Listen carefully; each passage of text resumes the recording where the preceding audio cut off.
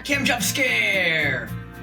Cat's gone. That's the magic word to make the cat go away. Wow. Okay.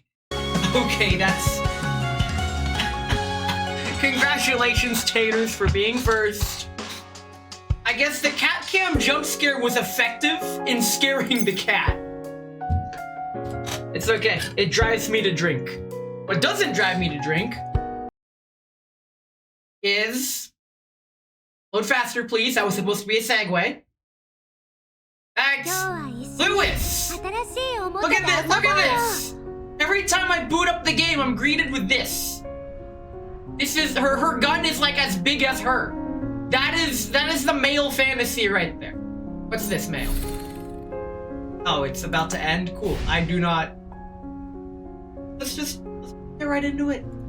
We are gonna try to complete the story today. We just need to complete this. But we're here. Let me take a sip, and let's get right into it. What I'm drinking today is the same stuff I've had the previous few streams. The Eggo Brunch in a Jar Waffles and Syrup Cream Liquor. I hardly know her. Feels a little weird drinking this outside of Easy Delivery Company, but you know what? It's good stuff. I want to finish it. It's like I want to finish the event. Let's go. In the depths of the Magracia cloud, purple hordes of entropics revel and dance, circling in the air like a twisted ballet troupe. Cream? I'll cream that. Wait. I almost said something I probably shouldn't. It's fine.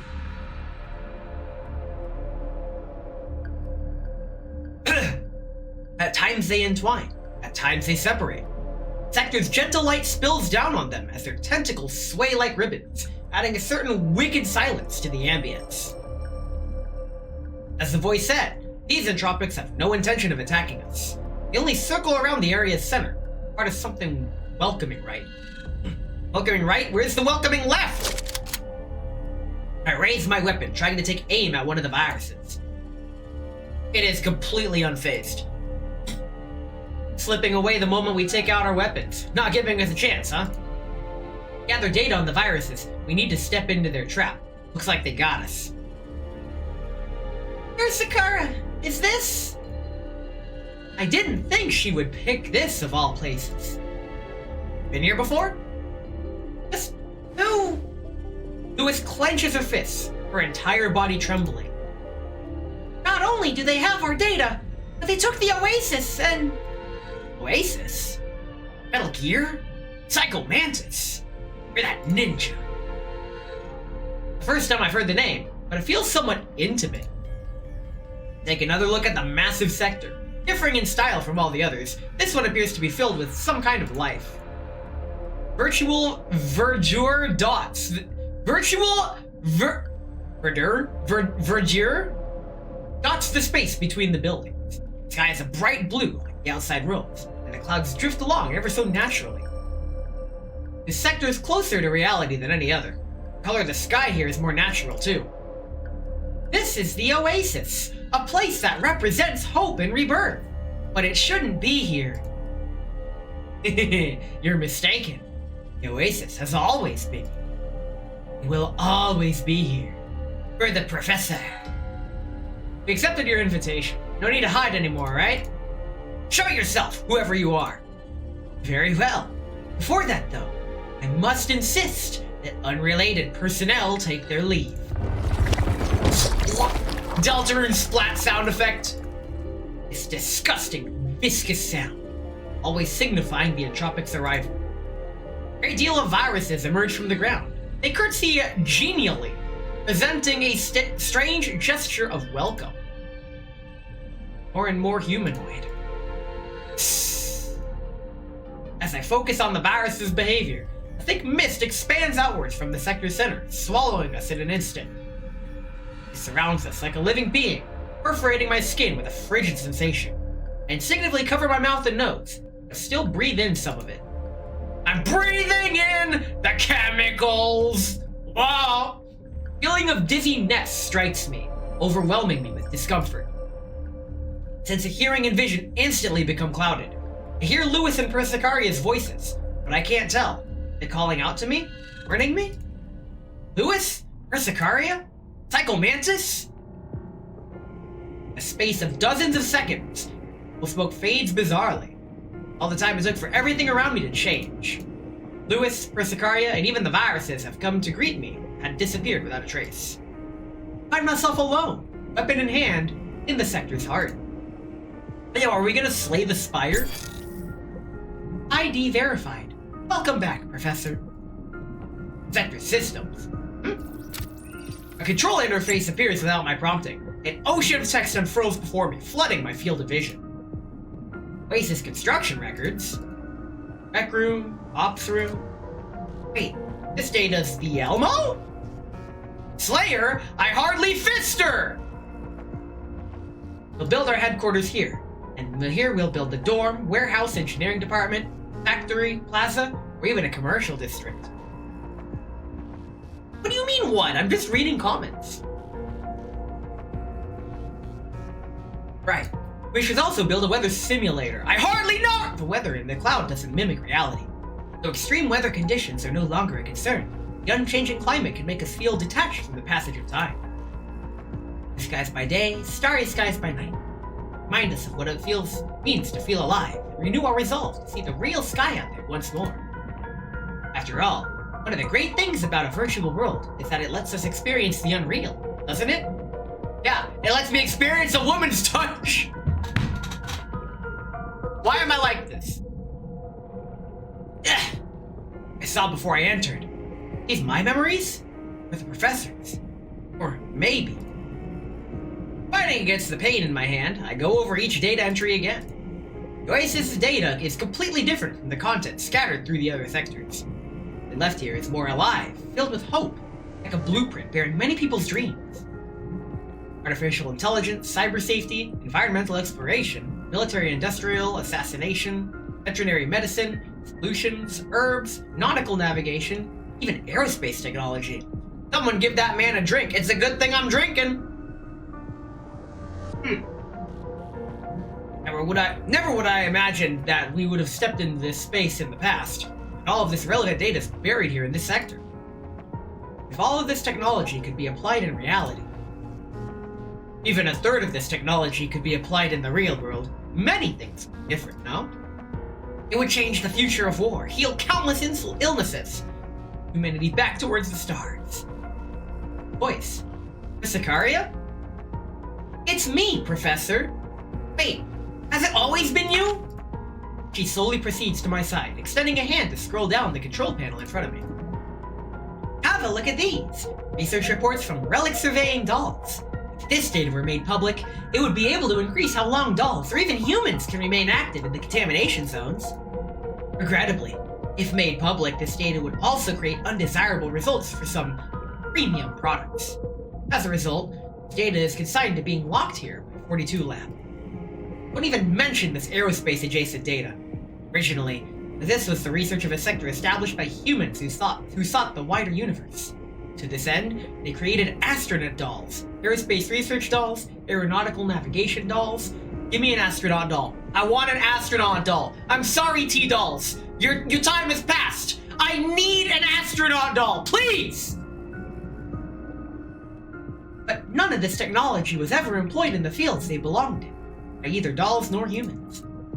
Persicaria deeply sighs, as if the data before her is cause for regret. My purpose was twisted, forgotten, and finally left to sink in this ocean of data.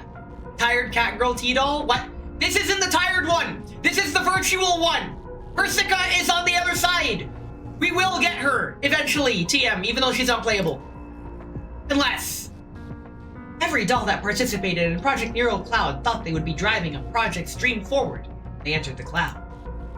Cure the incurable, using genes simulated with data from the cloud, to record the inheritance of human culture here, preserve it, solve the problem of doll neural backups by exploring it here in the cloud. All this data will be buried here. Dreams of dolls, trampled upon, forgotten until they have nothing left. Every dream born here, all devoured by reality. Wait, the one on the screen isn't tired? Then why the... You ain't seen tired looking eyes. Go ahead and Google Persica. You'll probably get pictures of flowers, but occasionally, you will get the tired-looking eyes. Are you really content with this? Maybe. I mean, listen, if I get to stay here with you for the rest of eternity, that's not gonna sugarcoat it. That's a pretty enticing offer, not gonna lie. Is this why you're destroying the cloud? Releasing this virus for the sake of justice? Yeah? I raise my weapon, aiming squarely at the head of the Persicaria in front of me. Jigs up. You're not Persicaria. What are you saying? Your ID might be Persicaria's, but my gut tells me that you're not the Persicaria I came to know after I entered the cloud. You and the viruses are one and the same, merely taking advantage of your data. Well. Should I say this was to be expected of you, Professor?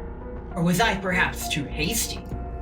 Since the very moment I saw you, my neural cloud became absolutely restless. It was perhaps too much for me to disguise myself as that little coward.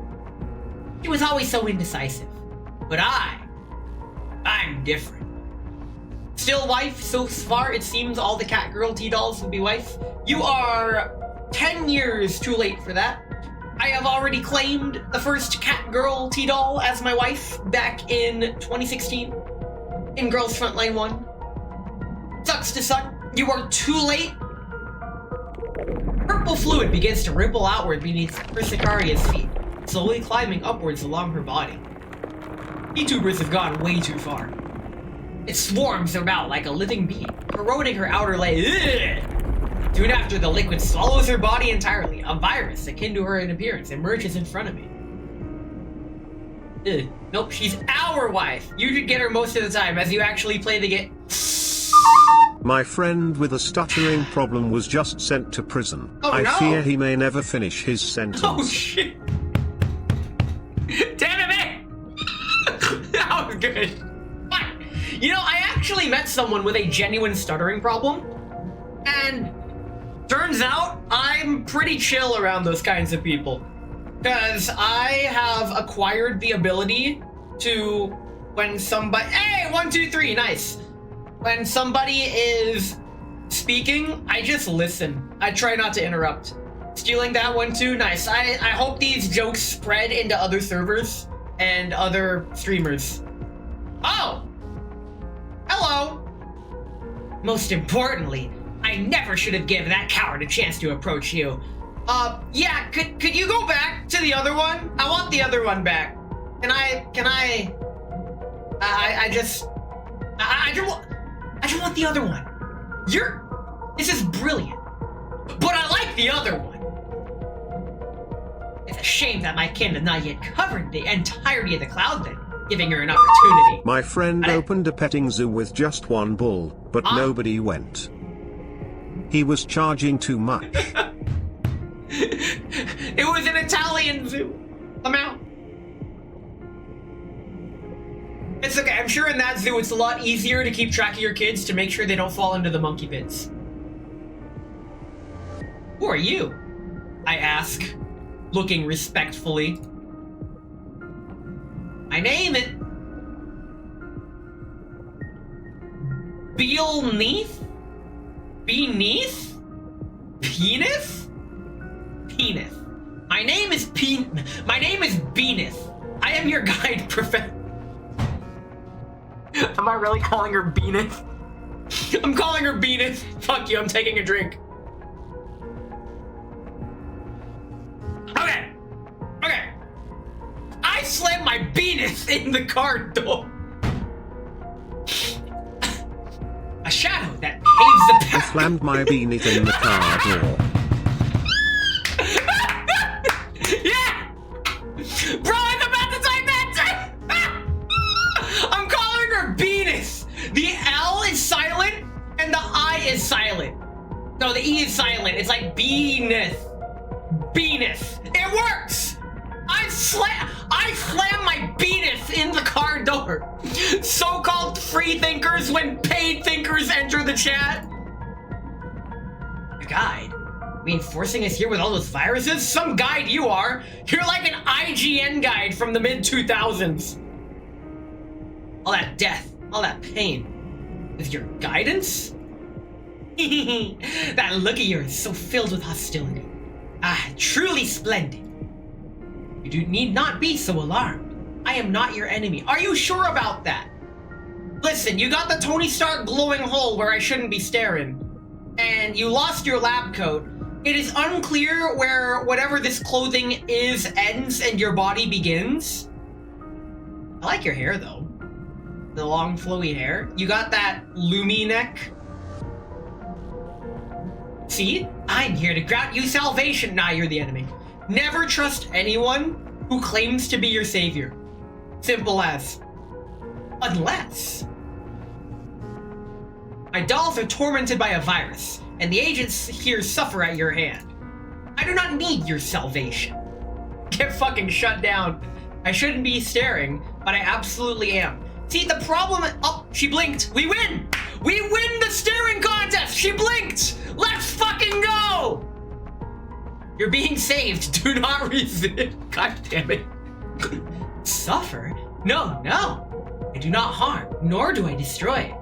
I simply guide the cloud towards a more proper form. Okay, so the most realistic part of the story so far is that this female entity has absolutely fucking lost it. And for the cloud to be how it is meant to be, your existence is necessary. Hey, that's me.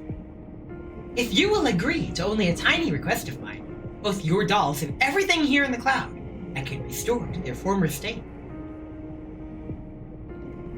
Let me guess, the request is be with me forever? That is, you drive a hard bargain, lady. Best I can do is 350. Everything will be perfect. Like Ed Sheeran's song of the same name. A tiny request, one small favor, which just so happens to be old school RuneScape's longest quest. Stay here, Professor. Don't leave. No. We have missed you. She said the W word. Now I'm conflicted. Do I stay here with the very head-pattable, kind-looking lady? Or do I ban her for saying we? I know what I must do, but I'm not sure if I have the strength to do it. You'll have everything here. There's no pollution, intrigue, or war here. Only eternal peace. Peace sucks! She extends a hand towards me. An enthralling whisper, a siren call, lures me in. Faint purple mist rises through the air, permeating my mind. Listen, I get it. 18 plus, the uncensored hand-holding is real. But when I said I wanted a woman's touch, I didn't mean yours. Well, I was gonna multi-stream drift because somebody I followed 2 weeks ago finally streamed where I could tune in rather while I'm sleeping. Yo, I guess he hates me. That outfit was fire. It got burned. It did. Look at this. Stay in the cloud, Professor. There will be no inequality here. No underhanded schemes. A Magracia that exists only for you. Tempting. Very tempting. Squeamsh put a leash on her. She does seem to have leash already, kind of. Listen, what really gets me is her arm placement. Like, because her arms are just resting at a natural position, that exemplifies whatever this anatomically curve is. Call her an hourglass figure, cause she's out of time. I need another fucking drink. Why am I like this? A perfect world. A utopia of your very own. Unironically saying is one of the fastest way to lose my attention and viewership. What do you mean? I say like... I try not to.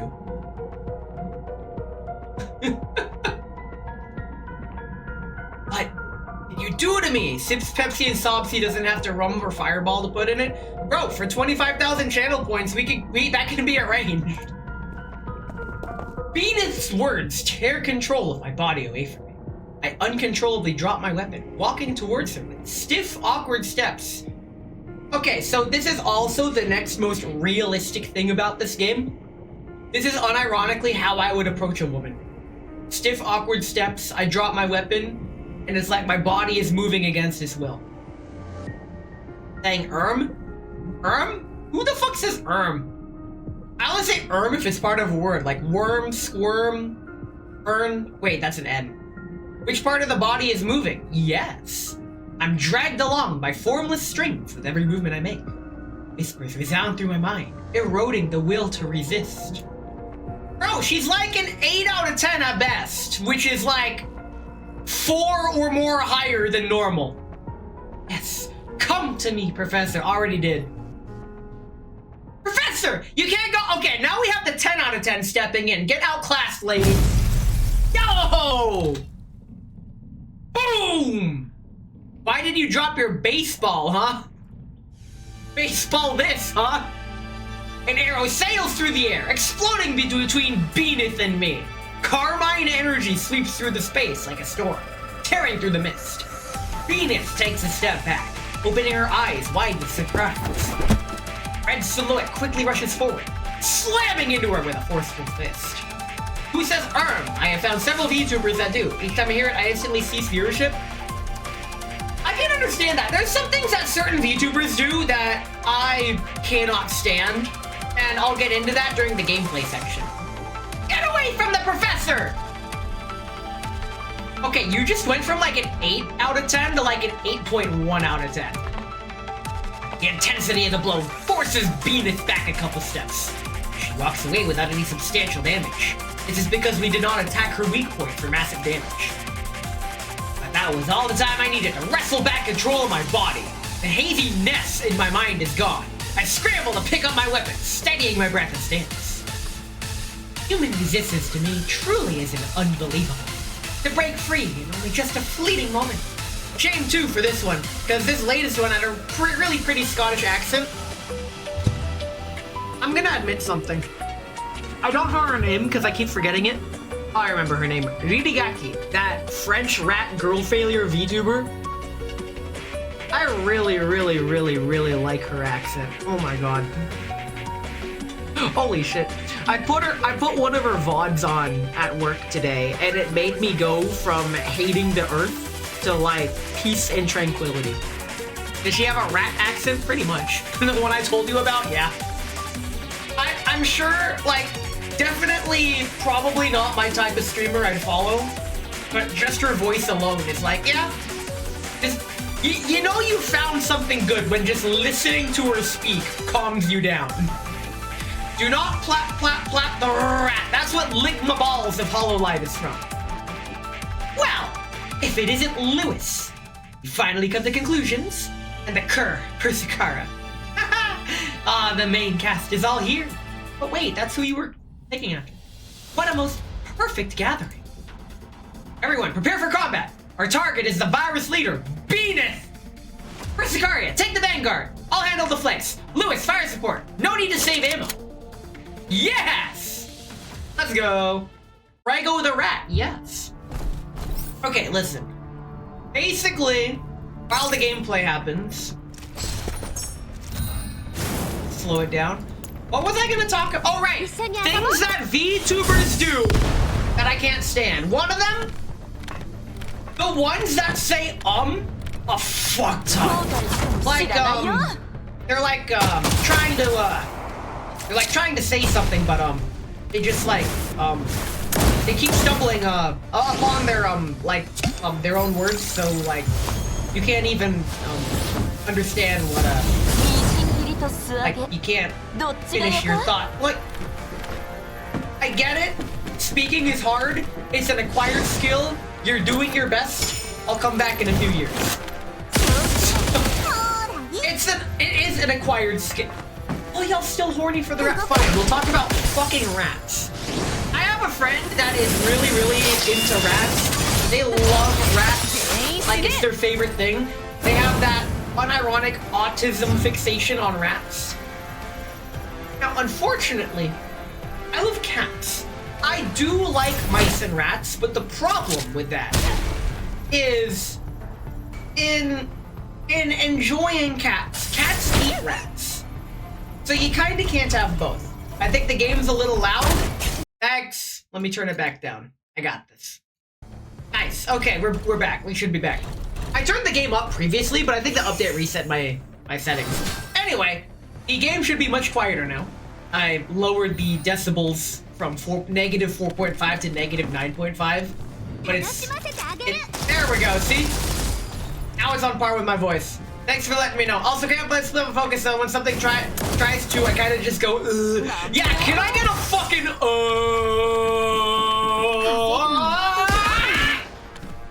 No drinking.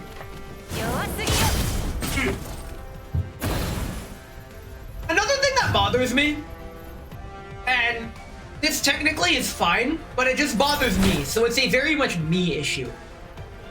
Streamers that spend the first hour of stream not doing the stream content. They spend 1 hour of the stream half-heartedly yapping with chat. Skill issue. And I do think it's a skill issue. I'm very big in respecting people's time and expectations. So VTubers that do that, I'm like, listen, I get you're trying to yap with streamers and build your community, I guess. It works. It's technically the meta. You're supposed to do that. I just don't like it. I don't like it. Streamers that do that, a full fucking hour to get into the advertised content? No.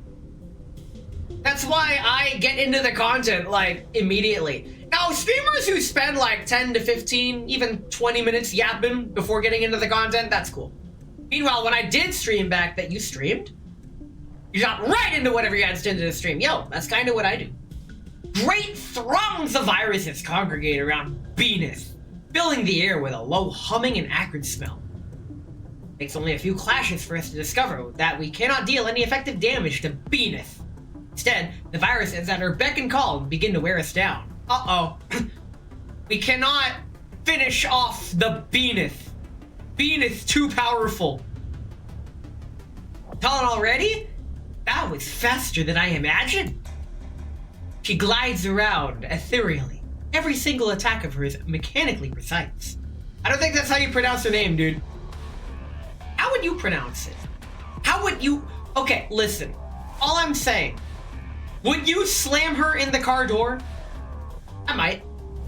No, like, not even a chatting segment, just having the game loaded up, activating the stream, and starting gameplay. The only reason I don't do that is because of my strategic 4-minute loading screen that disables ads, and then I just get into it. That's actually what I did when I first started, before I got affiliate. Our operands are quickly being consumed. We only have so much stamina. Oh, Beal as in Venus, Bob? Okay. 180 rounds left, but I still have operands. I can fight. I won't let you harm the professor. Professor, please stay back.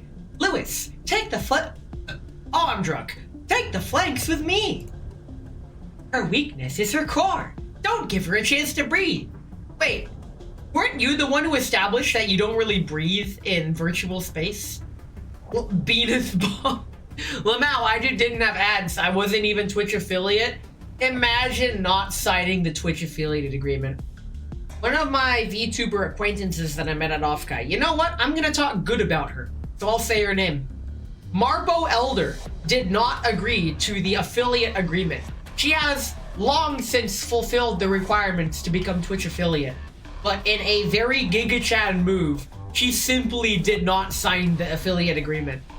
So her stream is just in a regular, watchable, locked into max resolution state. And you know what? That's fine. I didn't even get that option because you didn't meet the requirements. Requirement issue. I mean, you can still get donations and shit through third parties, yes. If you set up a donation through a third party, that works.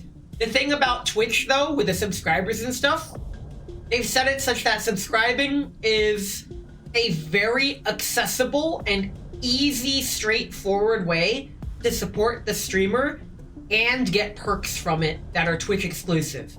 And can leak to Discord too. For example, the emotes in Discord, more channel points. Oh, and an alert on stream if the streamer sets that up. I averaged like 2 viewers a stream at best and only had a dozen streams before life derailed things. That's actually really good. Most streamers don't get that. You should be proud of that, honestly. Like, genuinely. I'm seeing double. Oh wait, no, that's Beaneth. I heard that. Not that your little tricks would make a difference, even if it had. Okay, listen. She knows I'm a bottom, so she's really, really taking advantage of that. And that offer's really enticing. But you're not my wife, so... Time to get this game over with. Aww! Over already? Baseball, huh? Before we understood what her words meant, two viruses suddenly arise from the ground, leaping into action. Not with that attitude. One of them swings its tentacles, striking Lewis squarely in the chest. This data's ours. They're imitating us. Yo, how can you beat her if you can't even beat yourself? I do that all the time. Not only in the sexual sense, you know what I fucking meant, goddammit. The virus before Persicaria morphs into its tentacles into blades, clashing against Persicaria's weapon. Methodology, angle, and rhythm of attack are perfectly identical, like a mirror image feeding on its original counterpart. You shoot her in the beaneth? That's Oliver, dude. Flying. The sound of steel on steel reverberates as sparks fly. Persicaria's blade trembles somewhat as the virus continues its offensive tempo with relative ease. Thing. Perfectly replicated my combat style. Yo, is this a Gurren Lagann reference where you have to... The final boss purposely scales themselves back to your power level? So kick your ass to invoke true despair? Beat yourself? Are we talking mentally, emotionally, sexually, or physically? Yes. See, you get it. Oh, I just spit on myself. That's disgusting. Ew. Ew, actually. Let me wipe this up. Hold on. Wow. That's gross. Shit. Anyway. More capable than I imagined. Your power level? That's OP. My power level's 1228, dude. What will you do if these viruses continue to multiply, I wonder? Listen, lady, if you wanted to multiply, all you had to do was ask. I'm ready to go anytime. Even 3... Wake me up at 3 a.m. asking me to multiply? Bruh, I am so there. I'll teach you math any hour of the day. Beaneth claps casually. Why did you have to say that immediately after that kind of joke, God? Countless viruses swarm into the oasis like a cloud of locusts, fully surrounding us in their midst. Damn, the free 1228 regime in this economy. Viruses fill our field of view as far as the eye can see, blocking every possible path of retreat. Why do you have our data? Who are you? An Indian scam company. No wonder she knows so much about us. It's her. She's the Indian scam company. What does the 1228 mean? The 1228 is the amount of terabytes of data that has been harvested specifically on you, just so the surveillance state can make your life as inconvenient as possible to siphon that much money out of you. I need a drink. I can try to help multiply, but I can't speak of my own performance, mathematically or sexually, both. Have you not heard the wise words of Serge Tankian? We don't need to multiply. Why do I have it? Did you not give it to me? Wait a minute. That's what that agree game is all about? Any connection to IRL is a conspiracy theory. Listen. I may get a lot of flack for this, but because I don't have a Twitter, I'm not cancelable. I believe birds are real. And I'm tired of pretending they're not. Just what data did you bring to 42 Lab? Precious little gifts of yours. All nutrients for me. She's eating our data! And then she's gonna eat me! Oh my god! 42 Lab. You're... Yes. I am made of the experimental data you brought into reality. Project Neural Cloud. Wait! That makes Beaneth Lewis's daughter. That therefore promotes Lewis to MILF status. Holy shit. I'm not cancelable either, but I do have a Twitter. You're cancelable. I did practice the Dave Chappelle method of not giving a fuck. Banger? Yeah, I would. All those forgotten bits and pieces shrouded in a newborn cloud. Until they bloomed into me, all blooming. You can tell I'm nearly done with this drink. Holy shit. The makings of a neural cloud do not exist within experimental data. It's not possible for intelligence to develop from there. It's nothing but data. Who are you? Wait a minute! Who are you? Of course it wouldn't be possible if what you said were true. What if there was a little something else mixed in? Wait, we got sugar, spice, and everything nice? But Persica accidentally knocked another piece of data into the concoction? Chemical X? And thus, Venus was born. I'm almost done with my drink, Jesus Christ. Where to even start? I was prepared to follow you from the moment you pulled me out of the depths of despair. You're a simp. You went from like an 8.1 to an 8.2. Let's keep going. When the storm is past, the sunlight that comes through the clouds is exceptionally dazzling. I think I'm finally seeing the same things that you are. She conducts herself like an actor in a musical, extending a hand towards me, speaking frigid words in Persicaria's tone. Her voice modulates at will, and it rings hollow in a mechanical way. Okay, 8.3.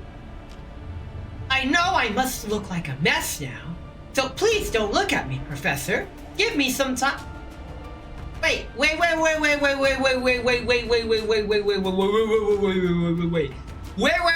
hold on. I'm actually kind of unsettled right now because last night I did the first bit of Sharkree's lore and she said this exact line. You shouldn't know that. You shouldn't have this line in your database. Excuse me? I'm sorry, Professor. I'll get you a new shirt. Uh-oh. That's Lewis's voice. Oh my god. She's a ventriloquist. She just went up to a 9. What lovely words with delicious emotion. Listen, if you're a ventriloquist that can mimic voices, like, bruh, their shared databases, Google servers? Server? I hardly know her. I wonder if any new mecha series got released in the real world. If you see any good ones, make sure you pay close attention to them or me and favorite them. Thanks, G11. She's G11. Oh my god. Okay. Listen. Time out. Gentlemen. This fine lady here is a ditto. She can be anything you desire in a utopian world that you desire. I remember last stream, I posed the question. If you had the opportunity to spend the rest of your existence in an ideal simulation where everything is a utopia, everything is perfect and wonderful, but you could never come back to reality and you would know it's a simulation, would you go? Now, I don't know, actually. If given that choice, I don't know what I'd pick. I genuinely don't. I'll have to ponder that, but you know what? That is the moral dilemma we are facing here with this Venus lady. Don't worry, Prof. No matter where we are, our hearts will always be one, so don't feel bad about leaving. I hope all will be well for you after returning to the real world. I've been through war myself. I know how cruel it can be. That said, I'm sure you'll be fine. I know this sounds kind of cringy, but I was really happy when I was with you. Make sure you remember us when you get back to reality, yeah? Enough! Do not the animals as Zootopia? Why wouldn't you? Listen. Zhao from that Genshin game is where I draw the line, okay? My line has moved to that point, and I refuse to move it further. As she continues to switch voices, An irrepressible anger inside me demands that I stop. You will not render their heartfelt feelings into a heartless joke. But that's all I am. A joke? Never. They are of utmost import to me. Yeah, because you imported them. Love, longing, trust, friendship, loyalty, intimacy. They are what makes me. Yeah, I can see that. And I will make those dolls' wishes come true in their stead. By keeping you here forever. Okay, that... It's really good when you can understand a villain's intentions and why they're doing what they're doing. A perfect world. An eternity for us and us alone. We never wanted that. Are you sure about that? No, you simply gave up. I'll do it in your stead, regardless of the methods necessary. Like so. She waves a hand, and a communication feed appears before us. See the Elmo in the feed, as well as Varigers, Magni Security, and even other bounty hunters attacking. Sparks fly as explosions resonate, the Elmo's chassis trembling under fire. The wits of Groza and the others fight on, but the tides of battle are turning against them. The Elmo! I see now. You came to know of the Elmo via the transport paths and the virus. Then you took control of the Elmo and sent a signal to surrounding groups. Okay, you really are evil. It's very helpful that you came to understand so quickly. Get that irksome lunk of metal out of the way, you'll never be able to leave the cloud again. Of course, just in case. Oh no! Whoosh! A black shadow suddenly emerges from the ground, catching me off guard. Persicaria lunges toward me without hesitation, but the shadow's attack still pierces us both cleanly. Pain sweeps through my body. Operands leak from my wounds like blood. I feel an immense pain radiating outwards from my chest, but I can also feel something heavy leaving my body at the same time. The permissions have been edited. Now, the professor's permissions are mine. Now why? Cloud will be our very own little black box. So you're Hacker Man. But you stole my permission, so you go back from a 9 to like a 7. Sorry, lady. Come, my adorable kin. Let's lock this place up. She lightly claps her hands again, and the Andropics lurking underground quickly take to the air. Like marine creatures in their natural environment, they circle the air above Magracia, locking down each and every exit. Permission ID, Professor. Box evolution theory successfully called. Initializing data packaging. Uh-oh. They're gonna... Oh no! She's gonna activate the WinRAR license. There's no going back. A red arrow flies forth yet again, but Beaneth easily catches it in her hand. Squirms and struggles in her hand, but makes no headway. All of Magracia's operands are under my control. There's nothing you can do. Magracia will be fully sealed. There'll be no interfering with it from anyone else, inside or out. We'll have all the time in the world to talk. He's gonna run Windows updates, everything will be fine. Because you'll have no choice but to stay. Even I can feel the terrifying power she musters as she raises her hands. Operands surge like a tsunami, pressing down on us. Neither my bullets nor Persicaria's weapons can move Beaneth right now, even slightly. There's no need to struggle. You ought to just give up like Lewis has. Look at her, sitting so still after seeing what I can do. No, wait! What are you doing? Neural limiters removed. Neural cloud overclocked. Overloading. Rip Ness's audio balancing. Listen. I work hard on my audio balancing, and the fact that it was messed for this stream actually kind of irritates me, but you know what? Thanks for pointing it out. Permission ID. 42 lab complete network security system. Password, Antonina. Forced booting transport tunnel. Now she's going in. A crevice in space appears before Lewis. The other side of the tunnel that we went through when we entered the cloud. It's like we have some time. Retreat! I quickly close in on Lewis with Persicaria, leaping into the crack. Cave divers be like, as invisible forces begin to tug and pull on us as if they intend to pull us apart. I can feel that we've escaped Beaneth's constraints. No! Lewis, get over here! Get over here! No, that won't be enough. Venus was something I brought to the cloud. I'll think a way to take care of this. Professor, Sicaria, go back to reality. Lewis, don't be stupid. The crevice is shrinking. Lewis, you. Permissions activate. Tunnel shutdown initiated. Goodbye, Professor. No! Lewis!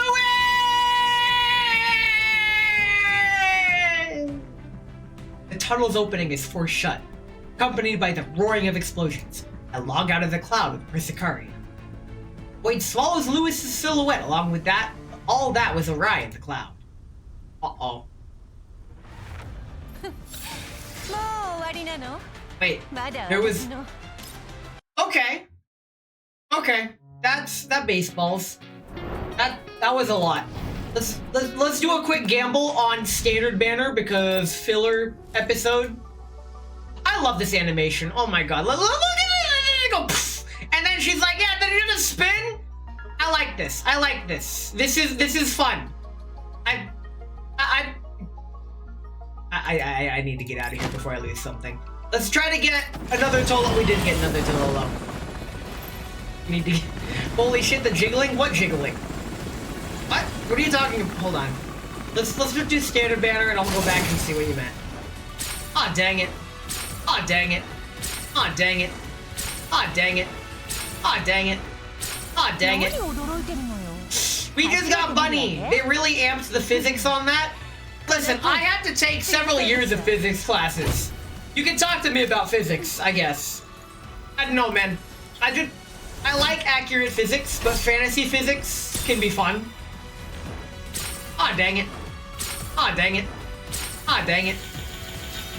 Okay, we got Doritos, that's fine. Okay, what do you mean jiggling? What do you mean? Okay. Oh, the hair sway! The hair sway! I see it! Yes! Oh my god, the hair physics are where it's at. This is lovely. I like this. I'm taking another drink. Another thing I noticed, look at the outfits on the little guy. Look at how like the little dress lifts with their legs as they walk. It's these little details that are like, gimme. Cause I noticed that and like you have to animate that. So I like this. Let's get back to the main story. Actually, I get the feeling we're gonna miss the Bezos break if we go back to the main story. Fuck it, I'm gonna miss the Bezos break. We'll take it after this story node. Even if it's just a fake identity, I will take on the role of the professor. Professor? I hardly know her. A shrill ringing disorients me for a moment. I can only feel myself continually falling. My body caught up between countless streams tearing and pulling as my consciousness struggles to perceive a thing. Fantasy physics, give me floating rocks and I'll be a handicapper. I love floating rocks, even though that's like dumb. But I soon feel a soft mass at my side, its gentle touch stabilizing me like an anchor. The power of a woman's touch. Professor! I mean, honestly, if I was really going through it and she just like touched me, I would no longer be really going through it. That's all I'm saying. Professor, are you alright? Sicaria. Where's Lewis? Lewis did not log out. She used her final operance to get us out and close the tunnel. She's still on the other side. Sicaria points towards the other end, but the exit is nothing like what it was when we first entered the cloud. An untraversable crevice has been created by twisting space and visible collapsing. Her space shines with an uncertain light as countless data fragments fall off its edges into the abyss below. Sicaria, help me! I'm afraid there isn't anything I can do. She interrupts me before I finish, shaking her head powerlessly. Your permissions are in Beanith's hands now. Agracia is under her control. Lewis thought of every way she could to pull you out of the cloud. She would not want you to take risks again for her sake. No crevice is untraversable, boys. That's fake as shit. I'll traverse your No, I won't. No, I won't. Oh my god. Oh my god. I still have some drink left. Are there no other ways? If we had help from the outside, perhaps we could break through this cage. Despite all my rage, I'm still just Nicolas Cage. The tunnel's quietude is shattered by our long silent calms, a biting sound bringing salvation and hope. There she is! Wife! Finally got through to you, Professor. Like you're in a bit of a rough spot. The human Persica takes a look at Persicaria beside me. The look in her eyes shakes for a moment, but she immediately recomposes herself. Give me a rundown, Aria. Yes. Persicaria explains our encounters in the cloud in the most succinct way possible. Well, the moment that portion of the data from Neural Project Cloud was extracted, the possibility of it evolving into a virus already existed. Maybe it was introduced to the new cloud and left to... Never mind, that's not important. My wife! That's Borat! Oh my fucking god. Kids today don't know Borat. Okay.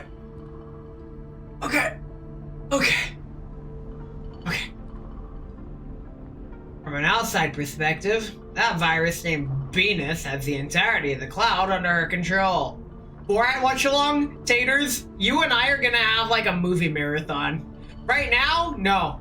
I'm too busy looking deeply into Persica's tired eyes. If Cora's still here, this is what I meant by tired eyes. I've never seen Borat, and but you should care about Borat. It's perfect. The data she consumed has fully blocked permissions into the cloud, forming a black box. Black box that can't be interacted with or observed? How can we still see their side of the tunnel? Could it be vulnerability she left on purpose? How's Yelmo doing? Not looking good. Yelmo's position is being continually broadcast to bounty hunters, Faragers, and various other factions. Well, that's not good. Your dolls are out receiving those uninvited guests, but the more they fight, the faster the virus will corrode them. You should retreat, Professor. No! Why? Taking on more than enough risk this time. We're Venus' target in the first place. And further will only make things worse. Persica, what about Lewis? I don't think that she said to me that was just empty talk. She thinks there's still a chance that she can get rid of Venus by sacrificing herself. So now it's a trolley problem? Neural meltdown. She's going to allow Venus to consume her, then initiate a meltdown while inside her. I hardly know her. Chance that would unmake Venus from inside out. It would be impossible to extract any data relevant to the virus, but it would certainly root out the problem. 42 Lab already had plans to simply destroy the cloud. She would be the one to execute it, if the plan was to go through. Because from the very start, Lewis has carried with her the code necessary to assure mutual destruction. Oh my god. Lewis is mutually assured destruction? I love her even more now. You allowed her to take something so dangerous into the cloud. What would happen if she used it? Originally, simply by loading another neural backup, we could reset Lewis in the real world. However, her last backup is stored in Regracia. Cloud's done for. There's no chance for her to be reset from a backup. Well, that's not good. How the data looks, the difference in operands between her and Venus is far too large. Unlikely that the plan will succeed. That's not good! Take out the device I used to gather viral data. Its progress remains at 98%. Even if we return to reality right now, this data would not be sufficient to create an antivirus for Rosa and the others. Help you log out right now. 1 minute should do. Persica, just who was the professor? The moment I entered the cloud, whether it was Lewis, Persicaria here, or the agents. Even when Venus referred to me as a professor, I didn't feel anything was off or incongruous. I'd even say that I felt a sense of familiarity and responsibility. Project NeuroCloud's doll's data, the oasis of bits and pieces of Griffin and its design, the professor who shared a name with me. What if I told you it was all a coincidence? It is. Or perhaps there's something I'm just not aware of. But I am the professor right now. That being the case, I follow my intuition and beliefs. Going back. Log out now. You can still leave this place by car with support doll cover. No. Drag this on, whether you're lost in the cloud or the Elmo Falls, you'll be waving goodbye to your body. Even so, you're still going? One of the devs definitely discovered a dictionary before this event was announced. Bro, this has always been the case. Girls Frontline 1 also used this level of extensive vocabulary. Archaic, even. Yes. And if your odds of success are below half, never tell me the odds, wife! It's above 0, isn't it? God damn it. You're a lottery player, aren't you? I would actually argue that your odds of winning the lottery are 0. Like, it's the mathematical equivalent to 0. Same thing all over again. Dr. Persica, please agree. Please agree. That is the most AI-generated request you could have said. God damn it. I hate AI, but you are an exception. You know well what kind of person this professor is. Dolls don't have much time remaining. My permissions from the outside are locked down, but internal startup could maybe help you get back to the Oasis. Once inside the black box, though, I won't be able to help you. Sort of a miracle. Persica taps at her keyboard. New data package appears in the tunnel. Sicaria, I leave 42 labs permissions, the Elmo server room operands, and the professor with you. I'll wait your good news, Professor. Rest assured. Thanks. I'll leave the Elmo mailing Groza and the others to you. I'll do what I can. Damn. Okay, listen, I'm just really happy that Persica gets a main event. Communications are cut off again. The instruments aboard the Elmo lose track of the commander. This means that the commander has successfully entered the cloud. Will the commander really be alright? Oh. By the way, Core, if you're still here, this is what I meant by tired eyes. Notice how her hair is slightly more disheveled, her ears are uneven, and her eyes look like mine. Like, this is what I mean. This! Basically, if you look like this, DM me.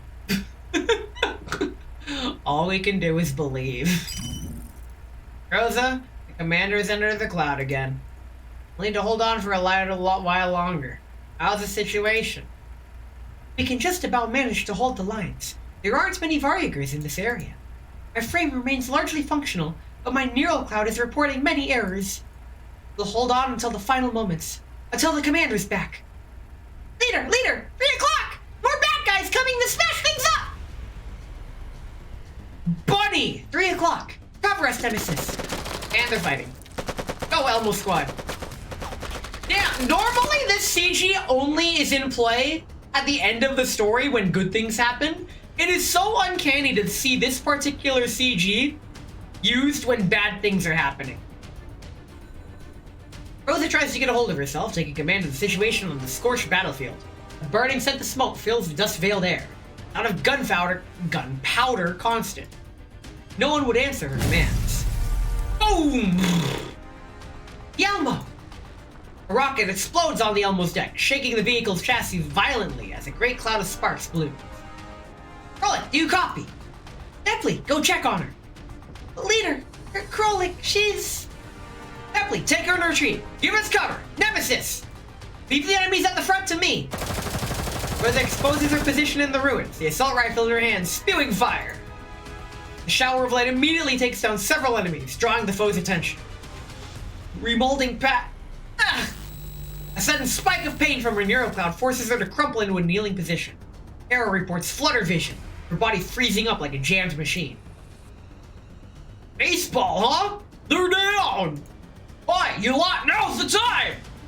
Neural disruption is rising. All the error reports are getting in the way of frame functions. Disable all self-check functions, ignore all error reports, forcibly execute every command. Rosa quickly responds, but the latency from her frame and neural cloud stop her from regaining mobility. I don't know what happened, but this is a hell of a chance for us! Afraid might still be worth a pretty penny. Oh, now you've gone too far. Oof. Come on! Come here! Bonk. The crisp sound of a pistol firing rings out, taking down the Varyagris trying to approach Rosa. Rosa remains in control of her body, quickly sliding into cover. Thanks, cell phone. Right. When it comes to Varyagris, there is not a single thing in the universe that will stop her from going on a murderous rampage to kill every Varyagar. This is why I can't say it. I can't say it. I can't say it. Cell phone? With no response for her companion, Rosa quickly turns around to check on her. Both knees to the ground, cell phone holds her weapons with both hands, completely unable to move. There's no light in her eyes. Sparks fly from her frame, emblematic of everything malfunction related. Sorry, leader. I really do have to head off first this time. Cell phone, no! Shit! They got cell phone! Cell phone's pistol slips from her fingers as she slumps into Groza's lap. Yeah, I'll let you off this time. Epley, take cell phone for me. Nemesis, remain at your station. Do not leave, no matter what happens. Groza checks her weapon once more, counting how many grenades she has left. They won't touch you, Commander. Even if it's just me, I'll hold out until you're back. Damn. Damn. We need to take a Bezos break, and I'm gonna get another drink. I'll catch y'all in 3 minutes. Hey. That is not the BRB screen. This is not what I meant to click. My bad. Don't watch the ads. Don't do it.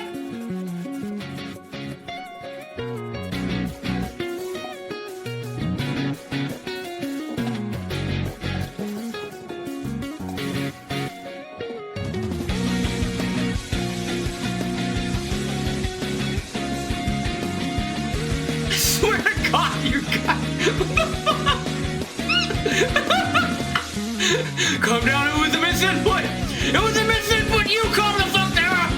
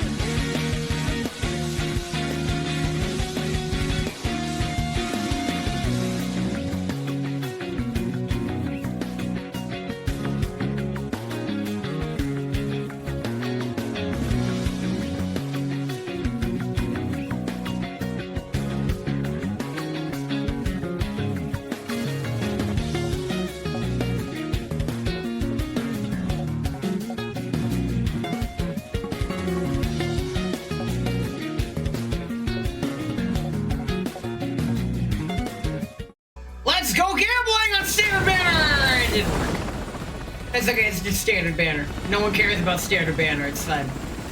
I went and swapped to vodka, because I still have some plain vodka that I'm like, you know what, fuck it. Sure, why not? Aw, dang it. Aw, dang it. Aw, dang it. Aw, dang it. Aw, dang it. Aw, dang it. Hey, we got Rosa. She's kind of dying right now, but hey. Aw, dang it. Yay, not wife. But I'm back. Who do you squeamish? You know what? Who would you squeamish? That is the question. I have all the dolls. We can actually answer that. Ooh, 2 purple. Okay, okay, okay. Let's take a brief intermission, shall we? Why don't we head on over to the data center? And let's see. Okay. Here are all of the squishable characters in the game. Whomst would you squeamish? Is the question. Now, I recall making a tier list about this at some point in time. I'll have to update it. Every time I update it, it changes. But pretty much, yes is the answer. Okay, here's the question. Who would I not squeamish? Here we go. Let me go down the list. Yeah, I'd squeamish you. Yeah, you get the squeamish. Yeah, squeamish. I'll get back to Sharkry after I finish her lore, whether I'd squeamish her or not. Bubaneshka? Wait, which one's Bubaneshka? What the fuck? Which one of these? Do you have any idea how little that narrows it down?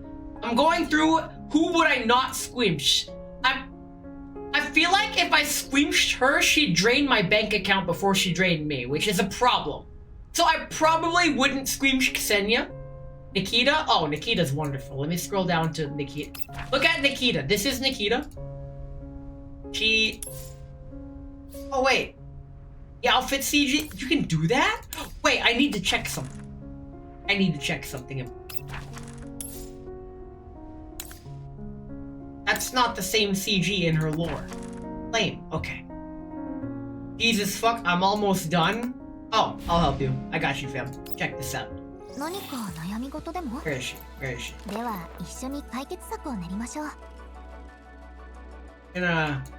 Okay. Oh, you're near the bottom? That's unfortunate. Okay. Here she is. Oh, you got time. I'm streaming long today. You're good. Check it out. We got this. We got plenty of time. Do what you need to do, man. Trust me. I fully understand what you're going through. Trust me. I would not scream Shlitada, seems I would make her stupidly uncomfy. Listen, when it comes to... Oh, shit. I'm just gonna do this once. Okay. I need help. Okay.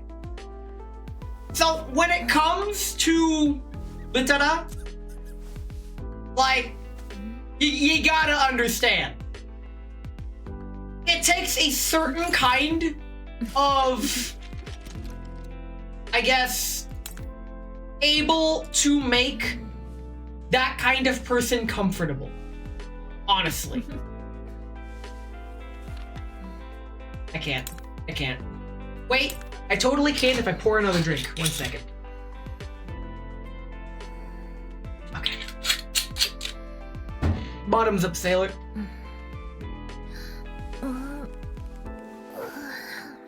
Okay, maybe I fucking can't. Anyway. Basically what I'm trying to... You know what, Jamie, pull up my wife. Not that one, the other one. Where is she? Where is she? Let me show you case in point.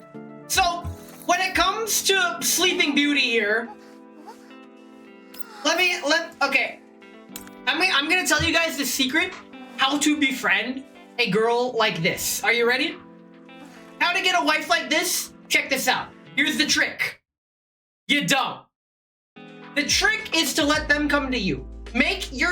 Present yourself in such a way that is very non-threatening, easily approachable. And then you'll eventually find an opportunity to make a single interaction, and you gotta make sure that interaction's good. You don't know anyone like that IRL? Bitch, you know me. What the fuck? Anyway, basically what I'm trying to say is you really only get one shot with this kind of person, unless you work with them. You don't have tits? You don't know that. You don't know that. But yes, this is his wife, and she's very nice. You can do that again. Look at. I may have just found the greatest thing in this game. Check this out.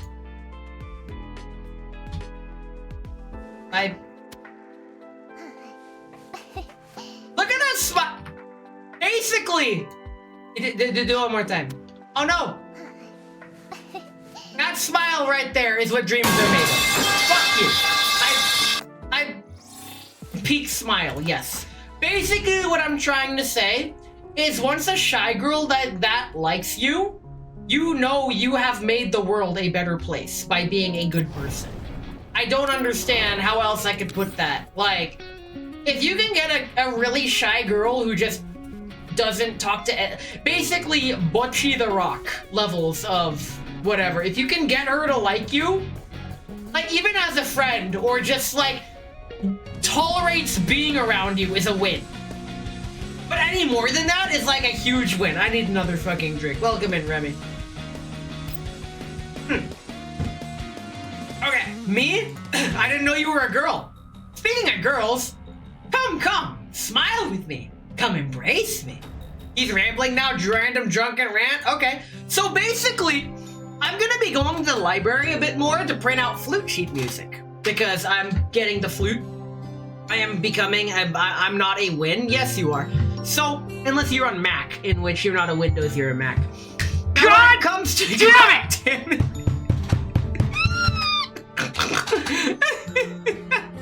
Anyway, so flute playing, right? Good news for everybody. I was gonna reveal this later in stream, but fuck it, I'll reveal it now since I'm super drunk and super happy. I got my flutes! Well, they're not my flutes. I got the flute trials. Tomorrow, after I clean myself up after race commentary, we are doing a flute stream. It's gonna be another flute stream. I'm gonna be trying brand new student flutes that are of top quality. I am super looking forward to it. I'm going to learn firsthand, in fact, we are going to experience firsthand whether I am either destined to perpetually suck at the flute or unsheath that flute boy. What did he mean by this?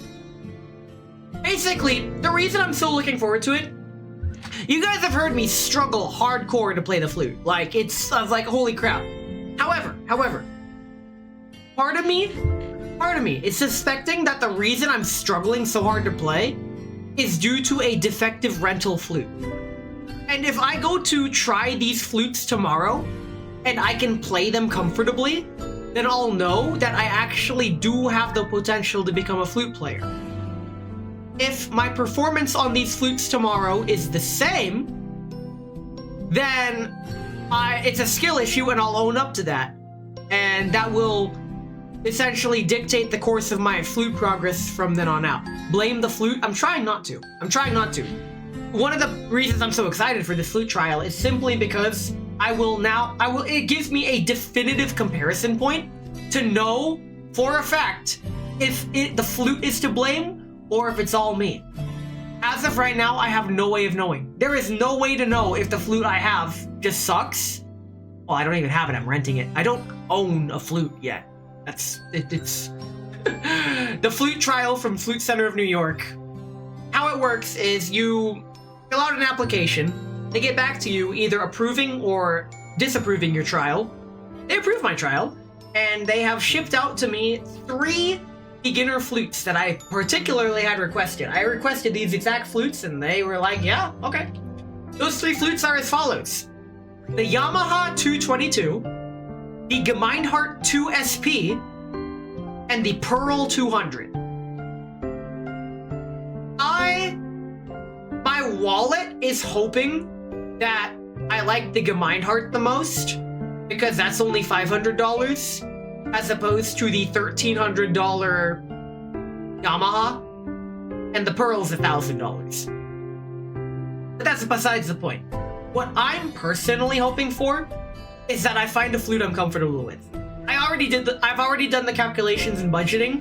This will be my budget until off-Kai. That's basically it. That's how it works. I'm all like, yeah, okay. I'm committed.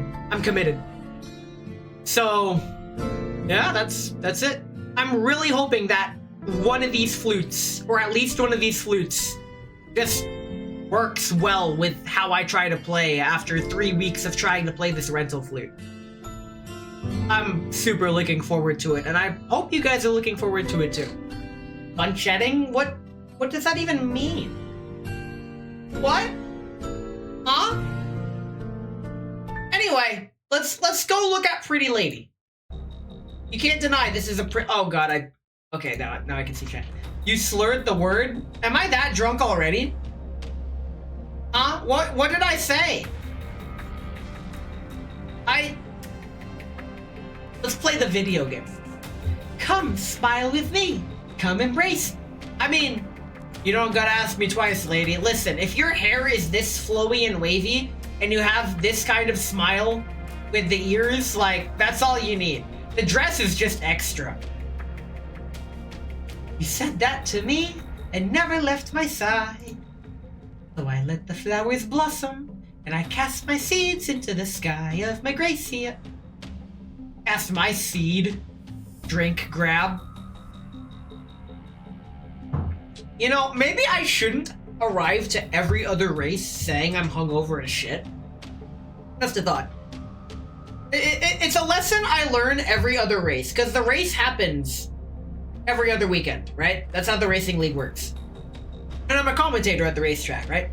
So I arrive at the racetrack and I'm either ready to go and in a fantastic mood, or I'm hungover as shit, but still in a fantastic mood. I love the racetrack, it's fun. The Song of Magracia, a nice piece, no? Especially when I sing it with the voice of that virtual idol, Nanaka. Sweet yet ethereal, combined with those memories. Most perfect. You stole her. You stole Nanaka. Oh my god, this is the metaphor for AI. I mean, yes. You! Now, quiet down.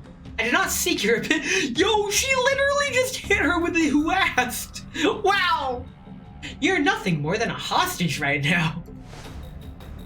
Beedith extends a hand. Purple patterns on the surface of Lewis' skin becomes visible, making her lightly grunt from pain. You ham it up for the track commentary? Yes and no. While I do ham it up, it's genuine. It is very genuine. Like, I am that passionate about the racing league that I was once a part of. Like, I genuinely feel as much passion towards the local racing league as I do the Formula 1 racing series. Which I do watch-alongs in the Discord, by the way. Formula 1 Battle of Mid-Season starts in March. Contact me in the Discord if you want to join. It's a fun little mini-game that I host throughout the season. Oh my god, I'm drunk! Woo! I didn't think 42 Lab would equip you with such terrifying things. Regrettably, your meltdown's already been stopped. What do you mean, regrettably? Wait. That is regrettable! She was gonna blow the place! I'll show you mid-pants grab, I'll be the judge of that. Your sacrifice? That was so very naive. Just like the decision you made in the first place. Damn! We did it to protect! That's why I'm saying your protection isn't worth a thing. Damn. But it is the middle. Your body is perfect. Oh my god. So what you're saying is that if you had an erection and I just spun you like a spinning plate at the circus, like from the tip balance, you'd be perfectly in the middle, perfectly balanced? Oh my god. Yo, that is the wildest mental image.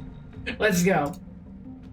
If the professor had been forced to stay here, there would be no separation, no sadness, and no pain. Maybe, not if you have a big noggin. I got bad news for you. Everybody in Nescord's noggin is probably below average. Just saying. That includes me. So, or heavy titties, those don't exist. Not in Nescord, at least. Damn it, Jamie, pull up the Nescord roster. Let me scroll down. Who in Nescord would have big titties? Let's see. Fuck, I found one person. Found 2 potential people. 3 potential people. It's not looking good. I can't say no one. God damn. God damn it! I confirm there is one person in Discord who guaranteed has massive honkin' bonkers. Damn it! I'm not gonna say who it is. Let's play the video game, goddammit! If the professor had been forced to stay here, there would be no separation, no sadness, and no pain. And if there was ever danger, we need only hide in the ocean of data. Who would be able to find us? It's me. How do you know? Because I've known her for over 10 years. But thanks to you, 15 years? God damn, I've been on the internet for too long. Thanks to you, those negative emotions of yours, I was born, and in your place, I will keep the professor here. Oh shit, that narrows it down? It actually doesn't, because I have not spoken about her at all. She's one of my friends from before I started streaming, and she doesn't really interact in the Discord, but she's in there. You guys have no idea who she is, and I'm not giving any hints other than the fact that she has absolutely massive honkin' badonkers. That's how it is. Now the problem, actually no, it's not a problem. I don't care about massive bonkin' da bonkers. I can't even say it anymore, I'm drunk. You gotta extrapolate from the oldest members, you fucking dum-dum. What do you mean oldest members? What do you mean oldest members? Like, what? How does that even work? It actually pulls her down? I'll pull you down, pants grab. Grabs member. Damn, yeah, you gotta roll a nat 20 dex check to grab my member. Casual reminder that I'm Asian, and I know how to use it. The conversation has been had before, but without Venus disguising her identity or speaking through an illusion. Negative emotions, pain, sadness. No, that's not. We said that we would. Exiled. Come now, cease your struggle, or I might just eat you whole right now. Vor! Why do I still keep you around? Because you're the one responsible for my birth. Alright, MILF. We have MILF and the daughter who is somehow taller. Oh. Now I'm very interested. Don't worry about it. Without you, I would not exist. Okay, so this establishes that T-dolls can be mothers. Mother 2, Mother 3, motherfucker. Oh my god, that could be me. Damn, Vor gets mentioned a lot around that. I mentioned it once on stream and once in the other channel. That's 2 times. Okay, that is a lot of times actually. Okay. A mere jest, of course. Your existence is of no matter to me. That's not true for that person. Damn! If I were to fully devour you, he would spare no effort to destroy me. But if there is even a chance that you're alive, then he will come rescue you with no concern for his safety. Yeah, that's me. Even knowing it was a trap. As if to corroborate Venus, a thin crack appears in the formerly sealed Magracia. Professor! No! Against her wishes, that white-clad figure still appeared. You're back, Professor? Yes, I am. To take care of this problem once and for all. Take care of, you say? Yes, every problem will be taken care of if only you stayed with me. An eternal cloud, an eternal us. How beautiful. Lady, you're an AI. You can't ovulate. Get out of here. Must have spent a tremendous amount of operand sealing the cloud and observing Lewis's neural meltdown. I wonder how long I've known Ness. 2020. And we've just been replenished. Winner's not yet determined. Ooh, this is a Girls Frontline 1 song. That's how you know shit's about to go down. It is true that I am severely weakened, but you really do think too little of me. She elegantly claps her hands, just like the clapping she does in the bedroom overnight. Like before, viruses flood into the area, congregating around her. Not with that attitude, slap her in a dull body and I've already got the womb force ordered? Okay, listen, the price of RAM has gone up. However, the Womb Force RTX 9001 does not need RAM. You could just use regular memory. This was the start of the pandemic. no. Oh my god, listen. Everybody freaked out about the pandemic, but me. I'm the only motherfucker that was all like, oh yeah, pandemic, nothing has changed for me. Absolutely fucking nothing, except for getting laid off from work, but that's besides the point. The point is, everyone was all like, oh my god, we can't leave the house, we can't socialize. I'm all like, the fuck are you talking about? What? Huh? What do you mean you can't socialize? I was genuinely confused at first, and then I started laughing at all the fucking normies that were losing their shit. I couldn't care less, other than the occasional mask at the banker dumb shit. I will admit, the few times I did leave the house, I did wear a mask. Mainly because I'm actually one of the people that could have died from COVID, actually. Back in 2011, 2012, I had an incurable non-stop cough that ravaged my lungs. So the fact that I am a trumpet player and now an aspiring flute player is pretty big for me. My lungs have recovered since then, and this is proof of that. The pulmonologists could not diagnose me. COVID fixed him. What? I mean, in a sense, yes, actually. What the fuck? They wouldn't let you in many places. Made me pretty angry. I mean, they don't let me in places any— Oh, you're talking about COVID, not about people. Never mind. I didn't say anything. Anyway, basically what I'm trying to say is, go, my lovelies! Show the professor our true power. The viruses raise their tentacles, entwining around each other. Operands expand outwards from their bodies like a veil of mist. As their tentacles knit together, the Entropic's bodies slowly combine, twisting and taking on new forms, until they fuse into a colossal monster. He's a registered significant other? No, I'm single. Listen. All I'm saying, I'm single, and I'm really picky. So don't think I'm gonna get married. I've already convinced my parents that I'm not getting married. That's just not happening. Unless... See, my best bet at getting married is if I can find a girl who both, 1, matches my preferences, 2, matches my sexual preferences, and 3, actually likes me. You're not finding someone who fits those 3 criteria. It's just not gonna happen. So far, you just described all couples you Listen, you don't understand. I am way too picky. And that's why I'm like, you know what? That's fine. I'm living myself now. I don't need any. I'm good. The most I'll do is maybe talk to a woman. Maybe. In fact, I've been doing that lately. There have been other, just so happens to be female VTubers that I've been talking to about musical instruments. Who would have thought that musical instruments are a good thing to talk about, I guess. I don't know. There's been one girl that I've been talking, there's been 3 oh. It's okay, they're all either taken or not interested, don't worry about it. Anyway, as the tentacles knit together, the Entropic's bodies slowly combine, twisting and taking on new forms, until they fuse into a colossal monster. Free! Oh no, it's a Discord mod.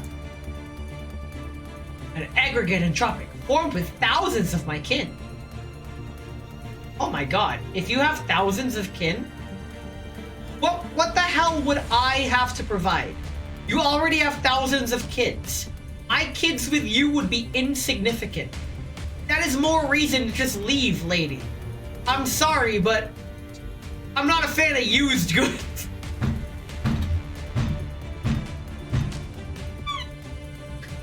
God, I need a fucking drink. Still fun to make them? Agreed. I'm quite confident in both this child's offense and defense. Okay. Alright, Professor, let's dance. Shit, I don't know how to dance! Prepare for combat. Yes! Alright, we're gonna dance. We're gonna dance, and I need a conversation to talk about. What the fuck is that? That's a big guy. With lots of eyes. Attack its eyes for damage. That's how to do it. Okay. Hopefully it doesn't die in one hit. That would be disappointing, but you know what? It's fine. Anyway, oh, Wait, where's Lewis? Where's oh, Lewis is over here. Mandatory Lewis. We have to use this particular Lewis, who is level 21.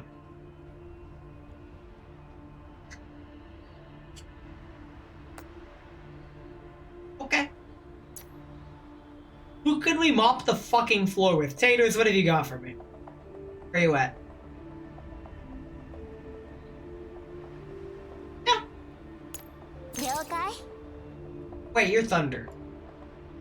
I want fire. Who's got fire? That's V1. V1 Vector? Okay. You know, I'll just use my own dolls for this one, I guess. Fire team, go!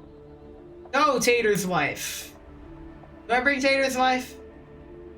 Yeah, I'll bring Tater's wife. Tater's wife should go first. And Lewis can go last, because it's not Tater's Lewis. Okay. That's fine, I guess. Actually, yeah. Yeah, that works. Hit it. I wasn't expecting to drink this much today, but we're already here, and I'm having a great time.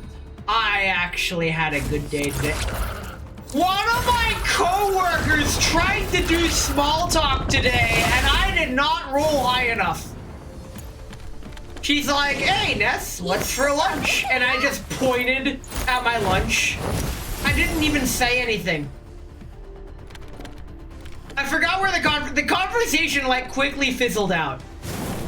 I don't know, man. When it comes to small talk, I just can't do it, especially at work. You guys don't understand the complete difference between how I am in person outside of conventions and how I am online and at conventions with my friends. Like, like, you think it only existed in anime. No.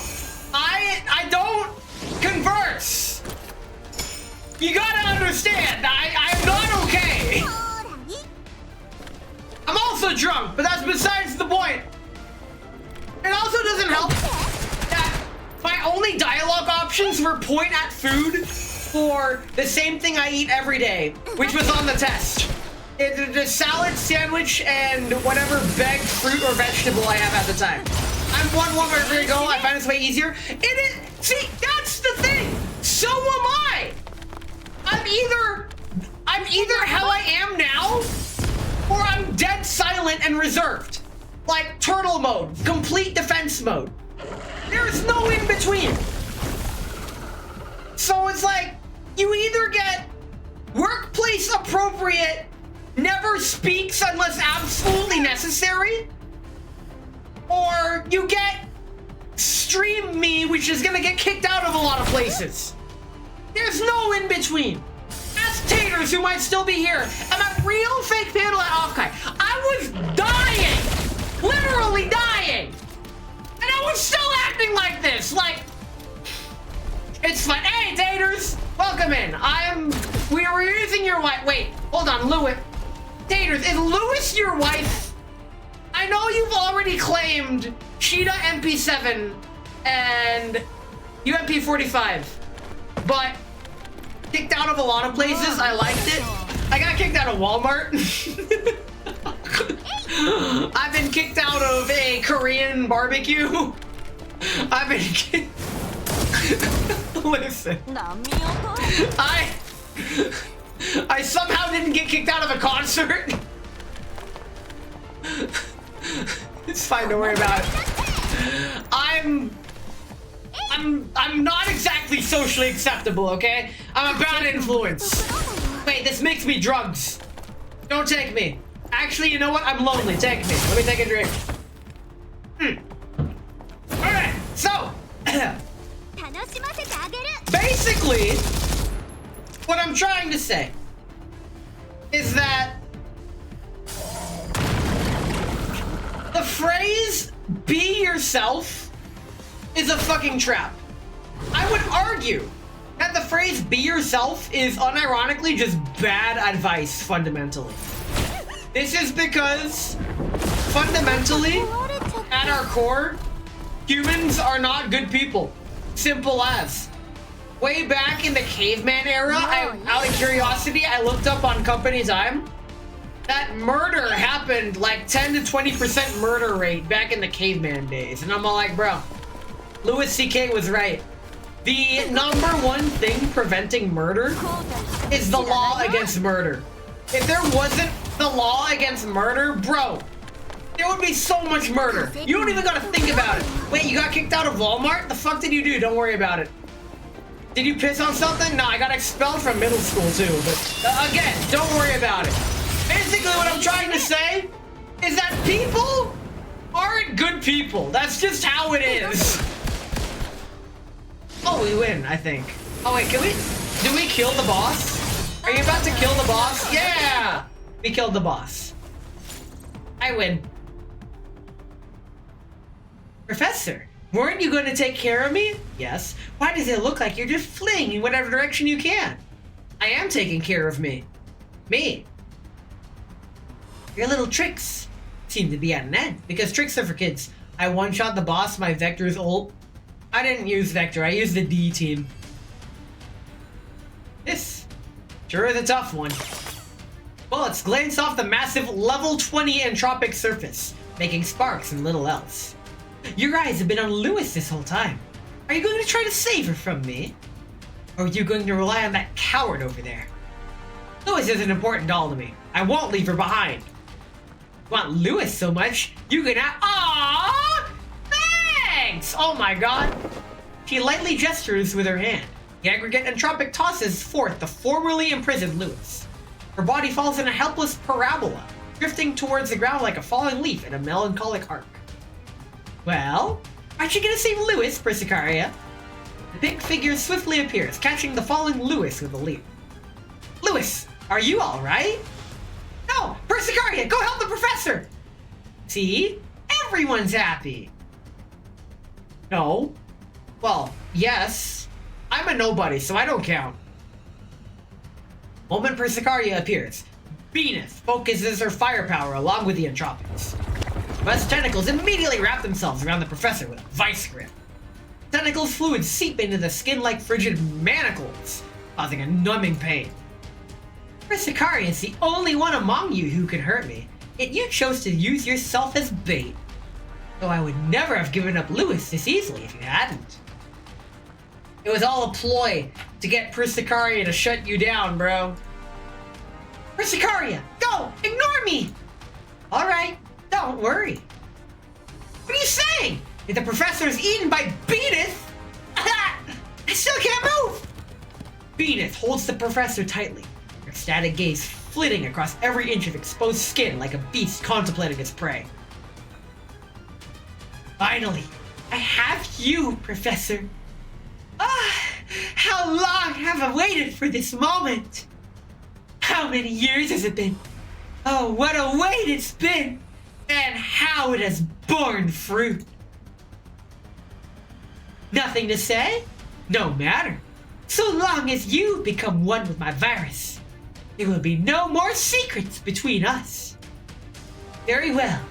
Let us... Eh? No! Who are you? Venus pushes the professor in her grasp away with considerable force. The sharp blade had already been plunged straight into her body.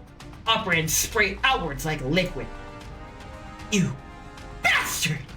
You're not the professor! Doesn't feel good to be tricked, does it? Exactly as we imagined it, Persicaria.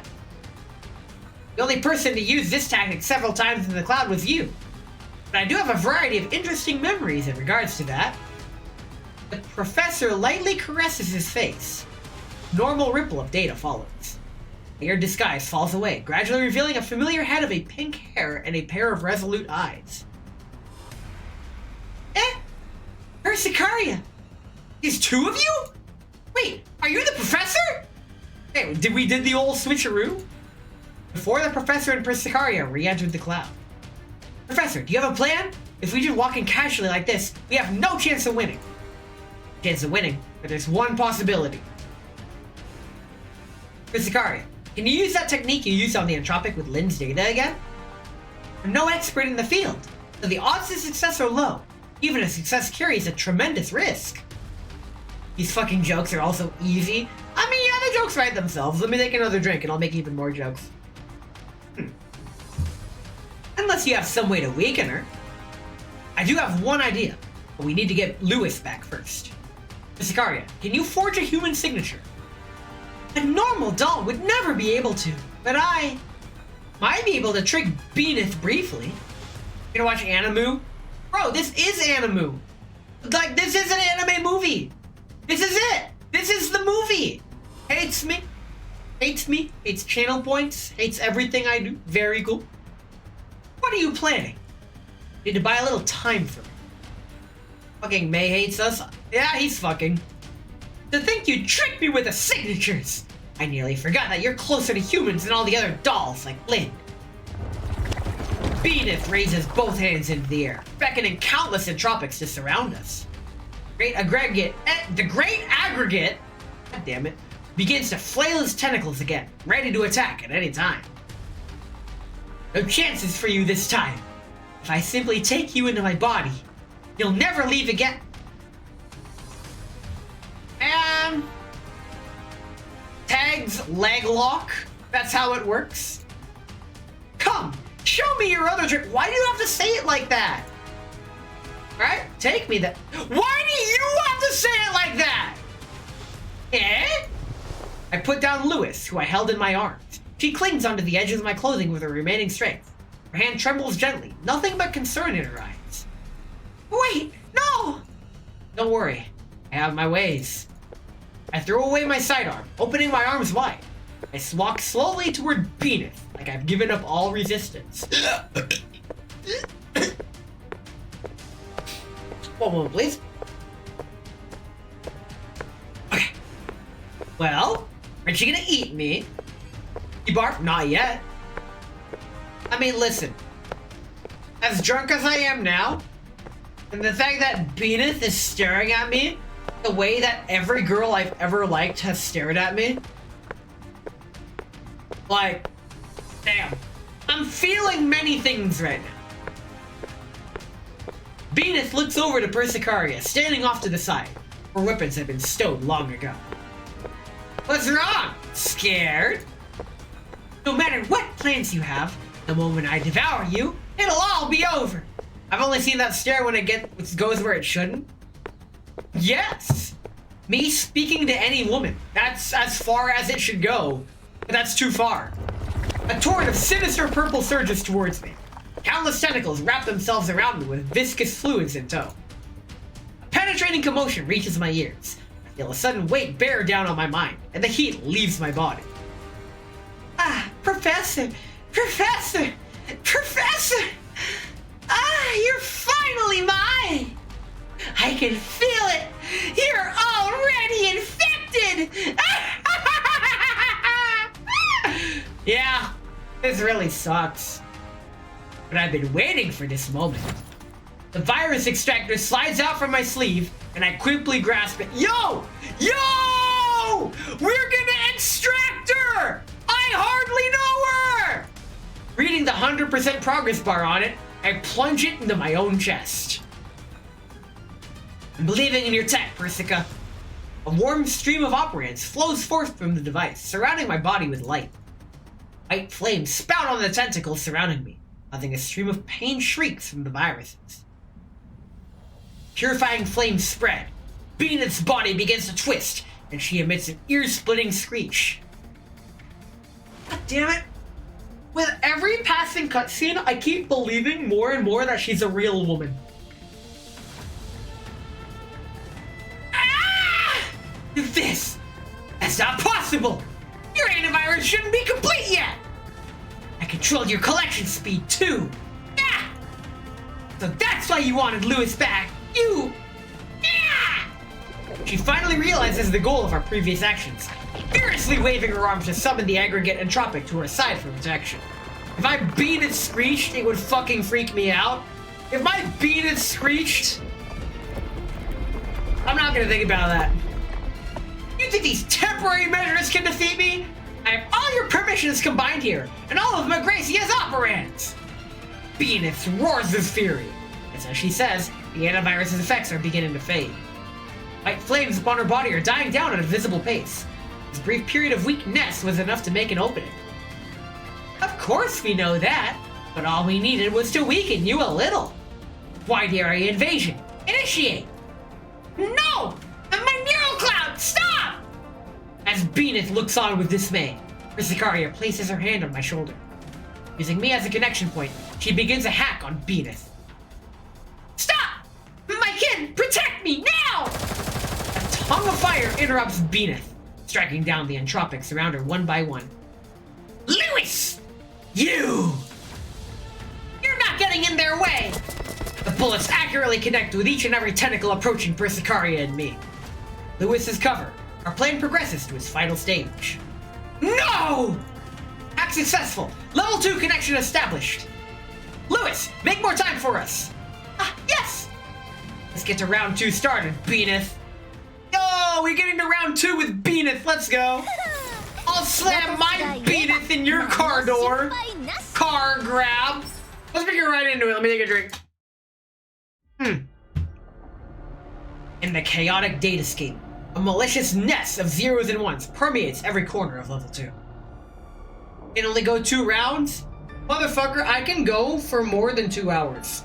As demonstrated back in my heyday, where the only reason we stopped was because she was in too much pain to continue and I had to go by myself. Like, bruh. 2 rounds is, yeah, if you can't last more than 2 rounds, what are you doing? Guess what? Purple mist, viscous liquid entropy, all emanating a frigid killing intent. Too much info? Don't worry about it. So this is Beaneth's level 2. It's a significant risk, but the plan was to take down Beaneth from inside is finally proceeding. It's just that I don't appear to be together with Persicaria. I can relate. Yo, you've done it for 2 hours too? Holy shit. Chaotic streams are going to continue even here, huh? I raise my arms, pushing forward through the oncoming hurricane to explore the area. This place really makes your hair stand on end. I can't possibly know where I am in Beaneth's neural cloud. I can clearly feel a formless pressure coming down on me with every step I take, like a boulder crashing down on my willpower.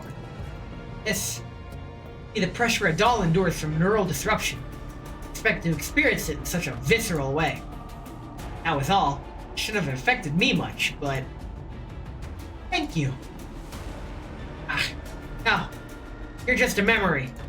Thank you, Robin. Red Robins, I hear a familiar voice inside level 2. Past sealed in my memories. Heartwarming, yet agonizing. Yo, that's a mood. No wonder Persicaria thought this plan would be unlikely to succeed. The closer I get to your core, the better you know my weaknesses. Using these memories to attack me. I close my eyes, trying to shake off the voices surrounding me. Boingo Boingo reference? The moment I free myself from the first, a second arrives. Go first. I'm sure the day will come when we can reach an accord with the Sanctifiers without having to sacrifice any agents. A voice that does not exist in my memories. And instincts tell me that this was a past I could not redeem, hitting me with pangs of guilt. Damn. I do not stop my steps, only continuing single-mindedly. I get deeper and deeper. The voices in the memories become more and more intimate. Familiar, strange. Commanders, the professors, everything mixed together. Rushes towards me like a wave, trying to eat away at my sanity. Ascendant victorious, happy and glorious, long to reign over us. God save the king. Wait, was that an anthem? This time, it's my turn to protect them. Shut up! The memories mix and meld together. My brain struggles to link them together properly, as if it was disconnected from something. Under the severe pressure, I finally stop my steps. The malignant purple rises like the tide, pressing down on my chest. Would you rather be a hedgehog or a fox? Man, that's an easy one. I've always enjoyed Star Fox more than Sonic the Hedgehog. Sign me up. will not make excuses for what happened in the past. You must get over things that are already set in stone in order to make your choice. Commander, you know what happened in the Griffin base the day after you said goodbye to us? I prefer sorting ammo and writing reports, actually. But there aren't any places that let me do that anymore.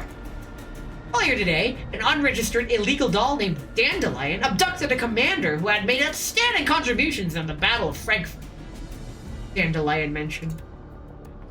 Thinking a lot of things I'd rather not think about, I see. I see Paradia's stronghold. I hear cell phones furious shouting. I hear Groza's final words before she sacrificed herself at the satellite city. Think back to the Elmo, shattered after the Varyagur assaults. Experiences passed before my eyes like a carousel, an emotionless movie, constantly on a loop. Yo, that's me when I go to bed. Are you in pain? Are you sad? Of course. Separated from your dolls, made to realize your cherished dreams by your lonesome, only to be defeated by reality and exiled to the Yellow Zone. Even if your old companions gather at your side again, you'll never be able to go back. These bonds, those sacrifices, trampled upon at will. Yes. That being the case, would it not be good to take Beanith's advice? No one can get in your way in the cloud. This is your most secure shelter. You don't need to be separated from your beloved dolls here. You'll need only for the neural clouds to be uploaded, and you can enjoy this paradise for time never ending. Oh my god. Listen, she's making an offer we can't refuse, but we have to refuse it. Holy shit. Like, bruh. I'm not sure if I'd be able to, honestly. Intrigue, schemes? No inequality can touch you here. A perfect utopia for you and you alone. You want me to run away from everything? Yo! Right! The running away part! I forgot about that! Wouldn't that be better? Isn't it better than drowning, still clinging to your dreams? Bold of you to assume I have dreams, lady. Reality is far too cruel. The cloud is where you belong. Shelter for me and only me? Is that a Porter Robinson and Madion reference? Madion? I love that song. That was good. But I won't tread upon the path that you offer, Beanith. Why? Why? You figured it out, haven't you? You've lost your memories as a professor! Reality has taken away everything from you, not once, but twice! Beaten into the ground, trampled upon over and over again! Just what are you looking to gain? I don't have a clear answer for that right now. Perhaps I just want to take account for everything that's come to pass. Maybe I just wanted to do everyone still following me justice. Or for the sake of everyone who'll be waiting for me in the future. I won't be a hedgehog or a fox. I won't run away either. I'm gonna move forward in reality how I want to. I raise my weapon, taking aim at the phantom in front of me. That's my decision, Beanith. That's what it'll be, no matter how you tempt me. I pull the trigger. A red-hot bullet emerges from the chamber, shattering the apparition before me. And behind it is Beanith, her kin in tow. Your tricks. And here! Because tricks are for kids! And in many ways similar to the Lonely Island smash hit threw it on the ground, I'm an adult! The Beanith is tempting you, yes. You've never been tempted by a Beanith before? Yo, we have to fight this thing again? We already killed you in the previous cutscene, but you know what? We can Beanith again. Bean this it. Beanith, hug, grab. Probably. Anyway, right. I didn't actually practice the flute yesterday, and I'm kind of sad at myself. I can practice it after stream, maybe, if I sober up. Ah, that would be very productive. Damn it! I'm conflicted with myself. There aren't enough hours in the day to do everything I want. Because I want to practice all my instruments. I want to stream, but I also have to take care of things. It is like shit. So, I practiced my trumpet yesterday, but not my flute. I will always prioritize trumpet over the flute, but flute is neat, and I'll try it. That's kind of what I'm doing. I thought about renting the clarinet when I go to return my rental flute this upcoming week. Fewer streams next week, by the way. I got a lot of things to take care of, actually. I might have to do my regular one day, Wednesday, Friday schedule next week. Yeah, that's what I'll do. I got things I gotta. Damn it! Now I'm like those full-time streamers, right? The people that stream full-time. Like, it's, I don't know what word to use. I can't say envious. I can't say admirable. It's pretty, it's certainly something. Choosing streaming full-time as a living. I will say though, what do you mean? I don't even know what I mean. Let me take a drink and I'm gonna spell out word salad. Here we go. People who have figured out that they can stream for a living and made it work and can make a living off of streaming, they're built different. I don't understand how someone can do that reliably or what they do to get that way. It's not something I can do, honestly.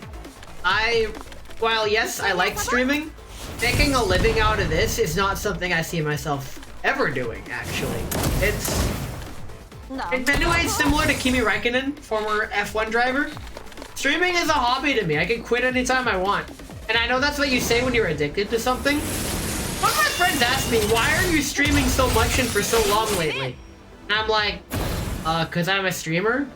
Question mark? That was my knee-jerk response answer. But I'm not sure it was my real answer. I feel like, what do I feel like? I don't know, ever since I started streaming, I just like, how far can I take this? That's kind of how I feel about every ambition of mine. How far can I take this? Kinda far, actually. I've been going for a lot longer than I had ever anticipated. I'm just in endless mode right now, basically. Chika Fuji Lisa posted an announcement that looked like a graduation announcement, but it wasn't. It was just her leaving the corpo she's in and going indie again. But it looked like a graduation announcement, and I'm like, if you want to give your entire fandom a heart attack, that's how you do it. As long as it doesn't feel like a fucking chore, it should be fine. I have consciously stopped myself from going off the deep end into making it feel like a chore. I recognize that. The instant I feel like a stream is a chore, I'm like, nope, we're not going there. Cancel. Bye. We're done. I immediately stop it. Immediately. So that's another reason why I can never stream full time. It's because it would feel like a chore. Honestly. Not even a chore, just because you'd have to do it for a living. Wait. Oh, it's dead. Okay. I was like, okay, we're good. Let's finish my thought. What was I talking about? Right, streaming full time. I am once again saying that if you do what you love as a job, you will no longer love it and you will come to hate it. Mark my fucking words. That's just how it works. You'll either die a SpongeBob or live long enough to see yourself become a Squidward. That's just how it is. I died a SpongeBob with math tutoring. If I became a math teacher, I wouldn't be here right now. Level 2 shaking. It must be the professors fighting against you. Lewis on the outside can't be easy to handle either, right? With her here, you can't fully focus on dealing with us. I literally just said that to Bao last night. Fans talking to high-profile VTubers? Holy shit. Fans in high places. How many VTubers do you talk to? God damn. I've recently learned that you can just, like, talk to VTubers. Like, bro, you can just do that. And I'm like, oh, I didn't know you could just do that. That's pretty neat. At the same time, because you are in your level 2, you can't command all your entropics to fight here either. Bastard! It's a pincer strike! Give it up! If you really are born from all of our data, you should be able to understand why everything you're doing is wrong. These twisted desires only invite destruction. He was in sub chat. Oh, she's one of those. You have to pay to talk to her. Ew. Ew. I mean, like, if you're celebrity status, I guess that makes sense, but ew. What a ew. Imagine having to pay to talk to someone.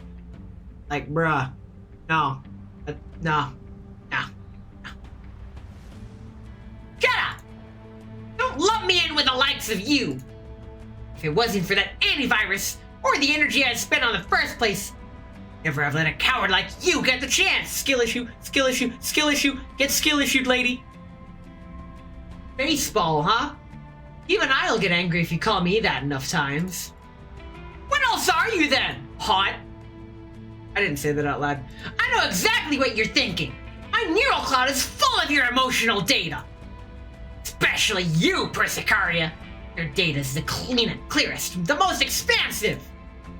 My form is proof of that. Don't lie to yourself anymore. You want to be the professor just like I do. At first session, we used to be one being. Rather invest that in a non... Actually, good. You should invest in yourself now. And give yourself the pursuit of happiness that you deserve. So you can feel fulfilled in this blue trap bubble. Because what are you here for? Prostitution? Love yourself. And I mean that with 100%, with 1,000%. Yeah, we do want to be together with the professor. That feeling has never changed. If that's the case, then why delete his memories? What do you mean delete his memories? You don't even need to do her, it's just a good show. Still better? Maybe. Even if it was by his order, why listen? You could have kept him here. All that data, those opportunities, why give them up? Zakaria, you still have a chance. Work with me and keep the professor here. The AIs are communicating. You won't have to live in exile any longer. You can be with the professor. Naga Koto Water. That's a JoJo reference. Zakaria draws her weapon, plunging it into the ground. An immense red storm of operands erupts outwards, knocking Beaneth back. Your operands! No, this isn't the power you showed previously. Could it be? All this time, you got some things wrong. First, I do not obey the professor's orders blindly. Second, you misinterpret the emotions in that data. Not possessiveness, their trust. Damn, if you're an 8, you're like a 9.9. What does that mean? What are you saying? Those data, the emotions within. Who else could fathom them but me? When we were in the most difficult, despair-inducing of times, the professor saved us. Our separation was bound to filled with pain, sorrow, and reluctance. She's a 10 in my book. The only thing keeping her from being a 10 is the fact that she's not in my arms right now. Anyway, but there was another emotion in there. Anticipation for when we would meet again. It's that anticipation that keeps us going. Anticipation? Yeah, I'm Asian. What need is there for that when we could just never separate in the first place? Just keep it by your side! Fucking wrong word, real? Yo! This man's gone fishing! Jamie! Pull up the fish! We got the reel! Reel him in! We got fish! Let's go! By the way, this is what I'm drinking in case you're curious. Anyway, that's enough fish. Let's keep going. Just being by his side isn't enough. His ideals and beliefs need more than just follow it. Just straight vodka? Yes. Motherfucker, you don't think I could drink straight vodka? Like, bruh, that... I got Why would I mix this? I'm gonna sip in it. Why not? No one has given me a reason why I shouldn't do this. So I'm just... That's it. I mean, hey, it's fine. I'm sure Moz... You dig a hole in your fucking stomach? Bruh, I already know that. His ideals and beliefs need more than just followers. He needs companions who, no matter what's happened, no matter how much time has passed, can walk forward on the same path and meet the same endpoint in the future. You want to look up at the same sky as him, witness the same future. Compared to that, a brief separation is nothing. It's nothing but a bridge towards our reunion. Okay, if you're horny, you're hope. Let's go.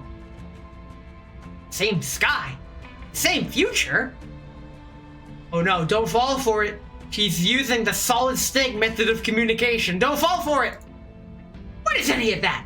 What's the point in jumping through all these hoops? Claim him, to have him for eternity. That's what's meaningful. Listen, lady, you drive a really hard bargain. I'm gonna go with this one. She has coffee.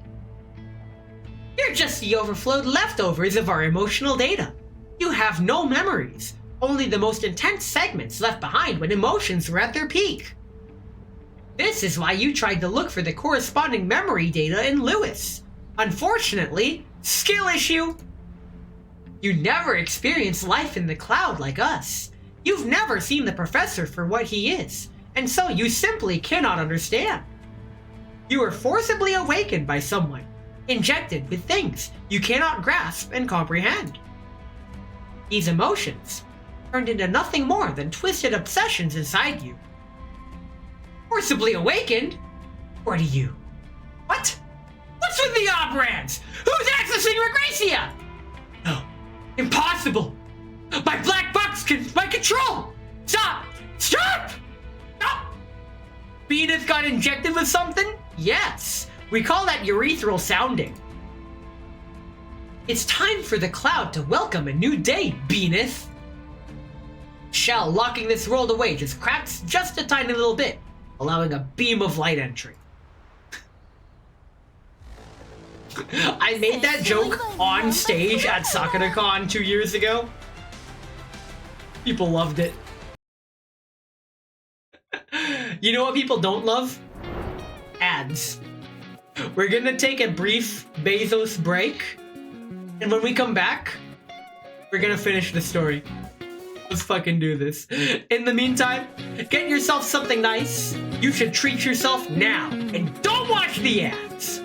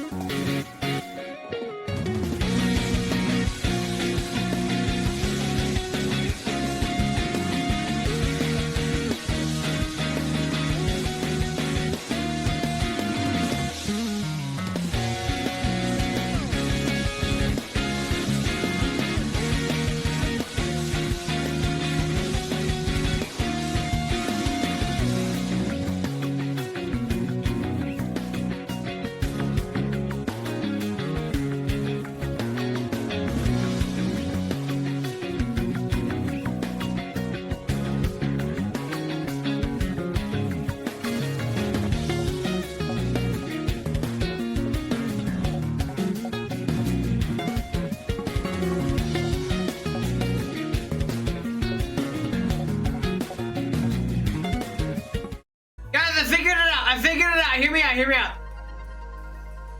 Her pupils are white.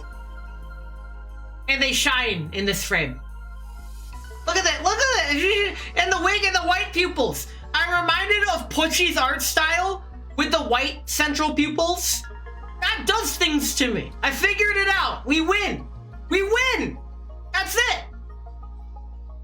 Anyway, let's go gambling. Let's standard banner. Here we are.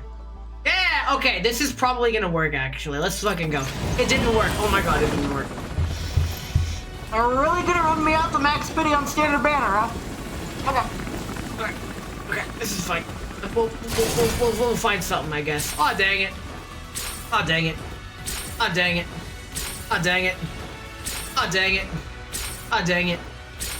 Where's my purple? You're my purple. Yo, we got cell phone. Is this so bad? No. I would take cell phone and throw her like a golf ball. You don't throw golf balls. Shit. Fuck. What other sports are there? Rugby? Do you carry rugby? How do you play rugby? I already used football. Wait, I got it. Baseball, huh? Aw, dang it. This works. We'll take that. That's fine. Okay. Let's finish this story. I want to see how it ends. I am going to make some peace with how the story ends if I can manage to click the fucking box. I am so drunk. Oh my god.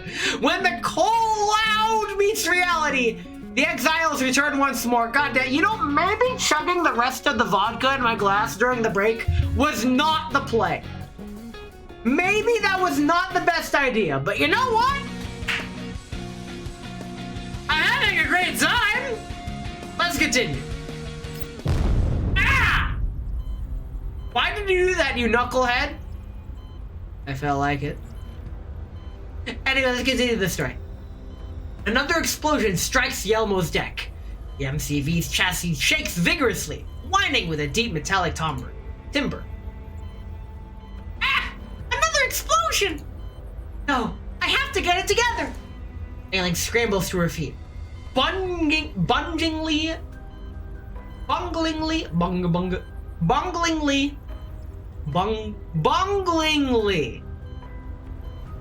clumsily placing a force field on the pod. There we go. The energy field shines like a layer of mesh, barely holding on against the aftershocks. If I had known, I'd requisition one more of these, Commander. I too had trouble with that word as I take another sip. She looks at the metrics on the instruments, a worried look appearing on her face. The Commander's blood pressure and heart rate are still going up. His body's convulsing a little. Must be a wet dream. Miss Lewis neural data appears a little more stable more than before. But how long is this gonna keep up? Uh-oh. Elmo's gonna fall apart! Like we got a new enemy. Top of the Varyagers and the bounty hunters. The Elmo's armament's still usable. If manually operated, maybe. We don't have the manpower right now. Ah! Yet another explosion causes the Elmo to tremble furiously. Ailing loses her footing again, only saved from an encounter with the floor by Persica. Oh, she can catch Mei Ling in one hand and still maintain her coffee in the other hand. This is why you're my wife. In contact with the others. The Commander ordered me to contact the others before re-entering the cloud, but the reinforcements aren't here yet. The leader and the others, they can't hold them on anymore. The command terminal displays adult status in no uncertain terms. Red neural alerts fill the screen like little lights, their flashing chroma signifying the approach of the end. The pod will be okay if this continues, right? Shocks should still be alright. Even if the power's cut, there's an hour-long grace period. Pod's destroyed, however, the commander's consciousness will be trapped. Need to defend this place, no matter what. Mei Ling reaches out, hugging the pod tightly as if she wanted to use her body as the final line of defense. He locks her fingers around the hatch, tears welling in her eyes. Holy shit. We have Stockholm Syndrome to this poor girl. Oh my god. What the hell did the commander say to her when recruiting her to the Elmo? Jesus Christ. Must have rolled a nat 20 for that one. Commander, please come back. You still owe me my paycheck. Miss Persica, is there really no other way? We can only pray that our reinforcements arrive in time. Or perhaps some sort of a miracle could happen. When a scientist is telling us to count on a miracle, one can't help but feel like they're up against the wall! And I am the fucking wall! The vicious alarm sounds again, driving Mei Ling's mood into an even deeper pit. Red lights flash on the displays, forecasting a new crisis. Someone's invading the Elmo systems? The power system's been hijacked? Elmo's lights begin to shine uncontrollably, bright at all times, dim at others. Odd's instruments begin to swing wildly, their readings jumping up and down, and the monitoring screens howl. No! We need to get the Elmo back! Ailing dashes toward the control panel without regard to her own safety, quickly tapping away at the keyboard in an attempt to regain control. The alerts only become louder, and the systems fail to respond. No way! Everything's been taken over! In such little time?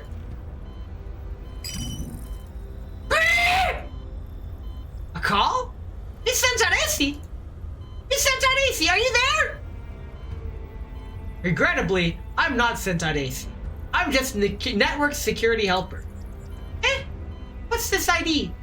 Network security helper? Our comms got hijacked too? Huh. Looks like our miracles arrived. The circumstances being what they are, I'll cut to the chase. Miss Mei Ling, can I call you that? I've taken over the Elmo systems for now. Relax, I'm here to help. Who are you? The controls are back to normal? The virus influence is gone? For the sake of convenience, I've created a few temporary accounts with the necessary permissions in the Elmo systems. Don't worry, after this is dealt with, all these permissions will be returned to you. Alright, give me a communications frequency used by the Elmo dolls. My companions will help them solve the virus problem. Ooh, is this Persicaria from the inside? Huh? Mei Ling looks towards Persica, only to receive affirmation. Trust her. Very well. Say, Miss Network Security Helper, what's your relation to the commander? Oh, that mysterious acting, always shady, cunning, and deceitful, enemy-making goody two-shoes who's just too goddamn lucky with affairs of the heart? I'm completely unrelated. It's Dandelion.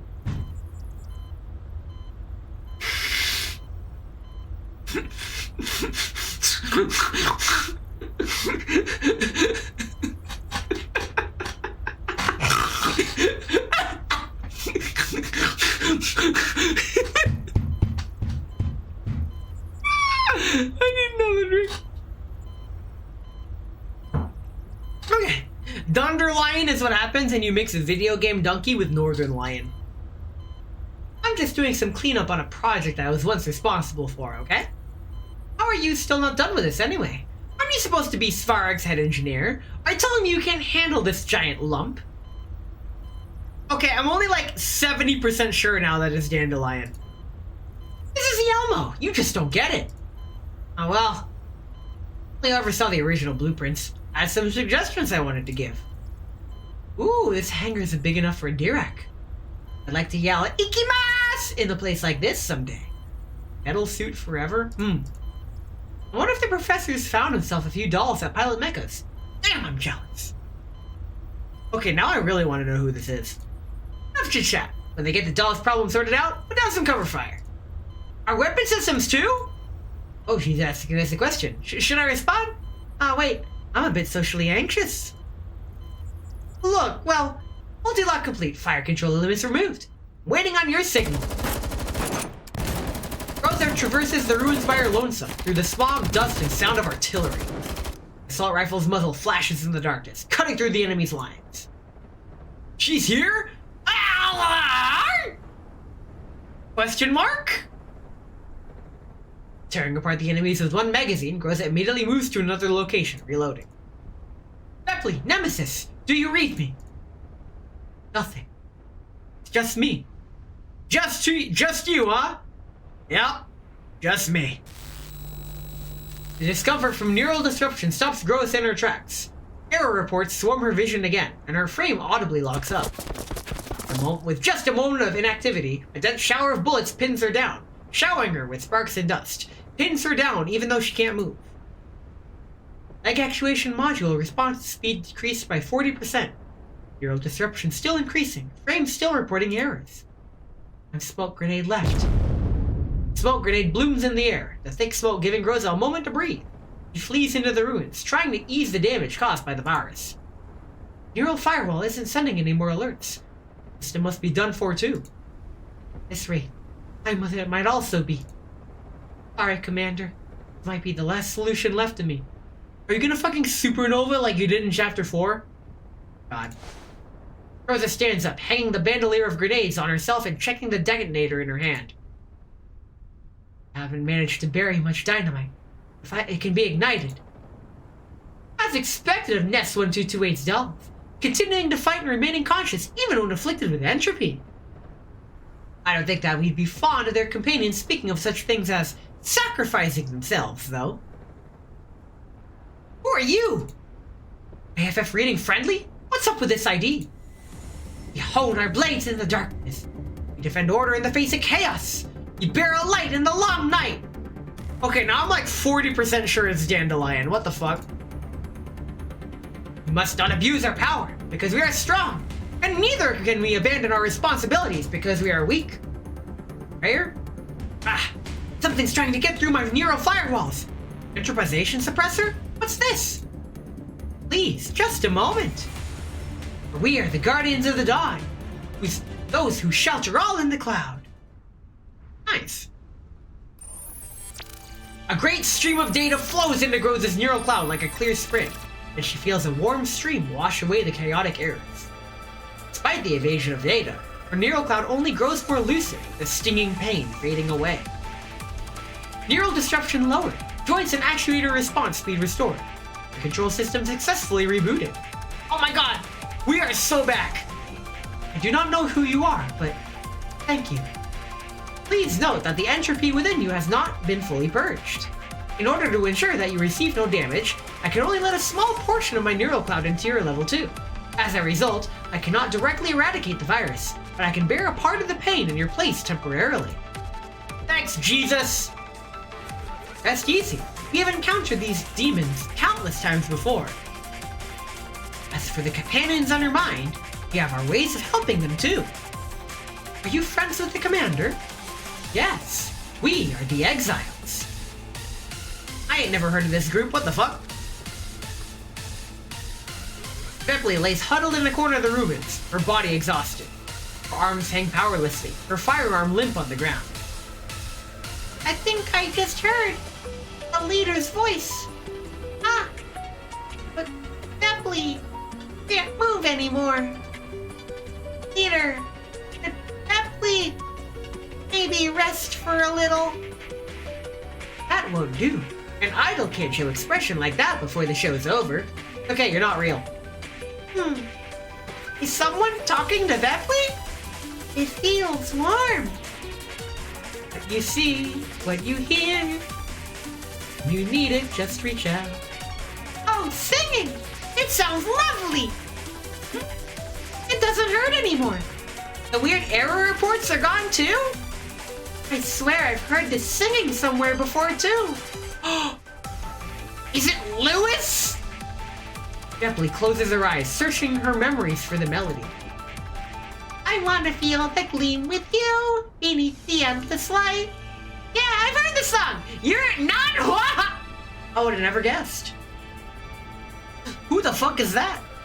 These AI-generated names are getting out of hand. Keep this name a secret for a little. Also, you got it a bit wrong. Not really. You really do have a talent for music, Lo, Bepley chat. I have literally never heard her sing or perform. I like to believe that Bepley can't actually sing or perform, but everyone just kind of nonchalantly believes that she does, so we don't hurt her feelings. I just described the Red Hot Chili Peppers. Leave the entropic influence to me. The stage is yours. An idol has to shine until the very end, okay? Sounds perfectly 2020. Nice. You got it! Her energy restored. Bepley raises her weapon, spraying at the enemies before her.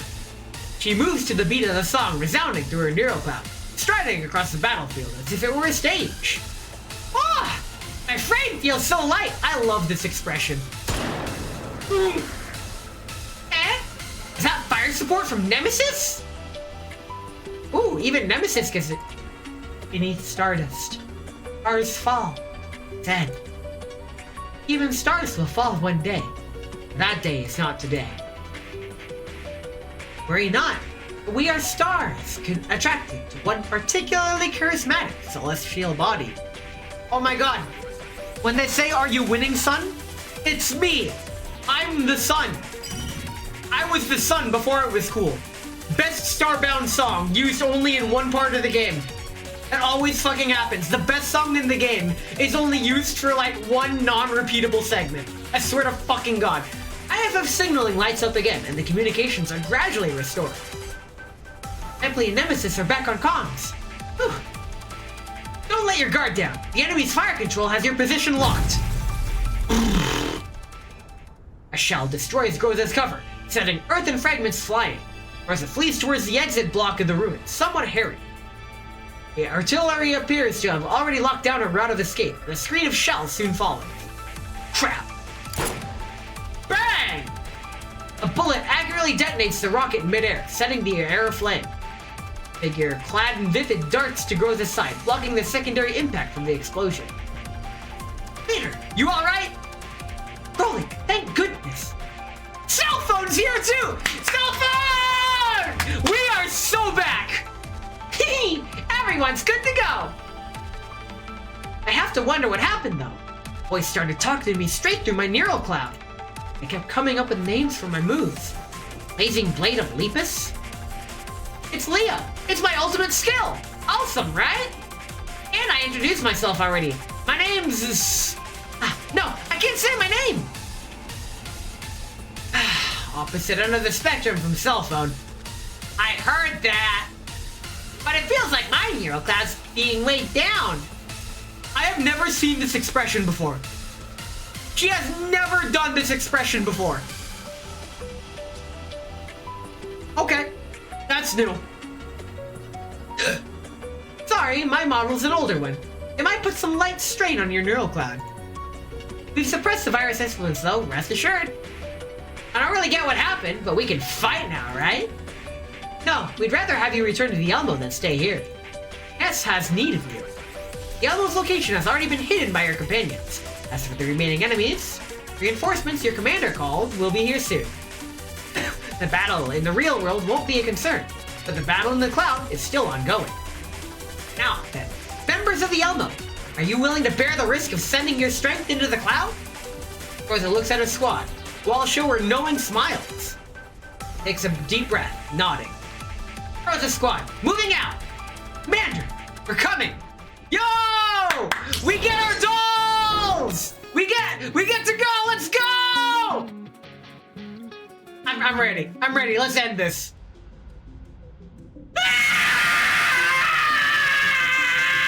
That wasn't very feminine. An ear-splitting roar reverberates through the entirety of Magracia. Aggregate entropic created by Beanith is now entirely out of control. Uh-oh. Yo, you should have heard me during the, what event was it? Oh yeah, the Nikita event. You should have heard me during the Nikita event. If you want to go back in my VODs, your Boob Ladies event, I screamed as if I had been shot just to do one of the voice lines of the event.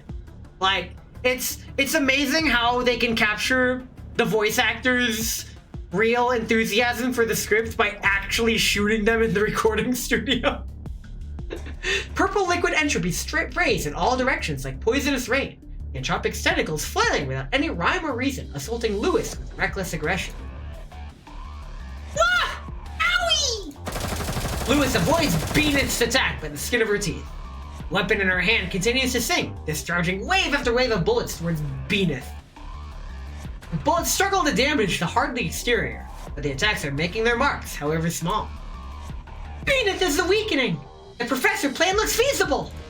I just have to keep part of their attention here to create more opportunities for them. Please, hold on just a little longer. Ah! Lewis, why must you get in my way too? Professor! Professor! Professor!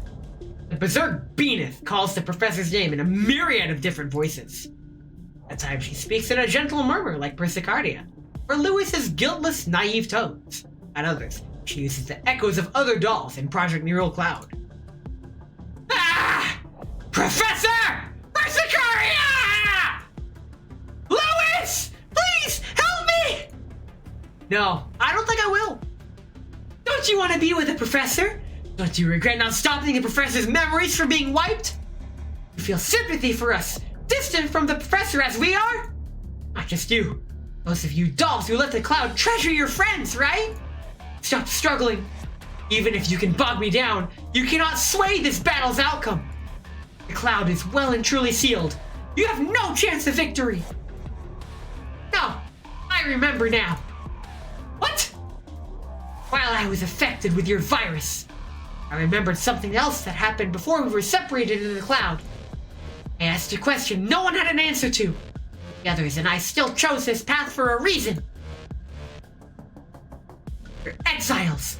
We've lost homes, been parted from our friends, and had to watch as they passed. We were subjected to countless injustices, both in the real world and in the cloud. Frankly speaking, it was all crushing. But we never fell into despair, because the professor was there. We survived crisis after crisis, moving towards the future. So you need the professor! Help me keep him here then! No, we're not alike! Not alike at all! You've twisted your yearning, admiration, and adoration for the professor into nothing but possessiveness! The shadows of bygone days will fade away, and we will witness new beginnings! On that day, there was more than just sadness in our faces. There was hope for the future. Don't insult everyone with such simplistic, twisted emotions! Damn it! Damn you! Damn you! Stimulated by Lewis's words, Beaneth swings at Lewis with her tentacles. Tentacles howl as they cut through the air, only to stop like kites deprived of their strings. Beaneth's entire body freezes up. The firewall's been completely broken through? Possible. That's impossible! Beaneth trembles, unable to find a single ounce of strength in herself. Bastard! You want to snoop around inside my neural cloud? Look! Come on! Eh? A big one! I'll show you a big one. Wait. Shit, I can't. The aggregate entropic unfurls all of its tentacles, wrapping itself around Beaneth. Liquid entropy envelops her like armor, shining with a fell knife. Don't you run! Lewis' fist lands cleanly on the entropic's carapace with a deep thud, leaving not a single mark. She just Falcon punched it into oblivion. Ow! That didn't do anything? Not even with your super strength? What the fuck?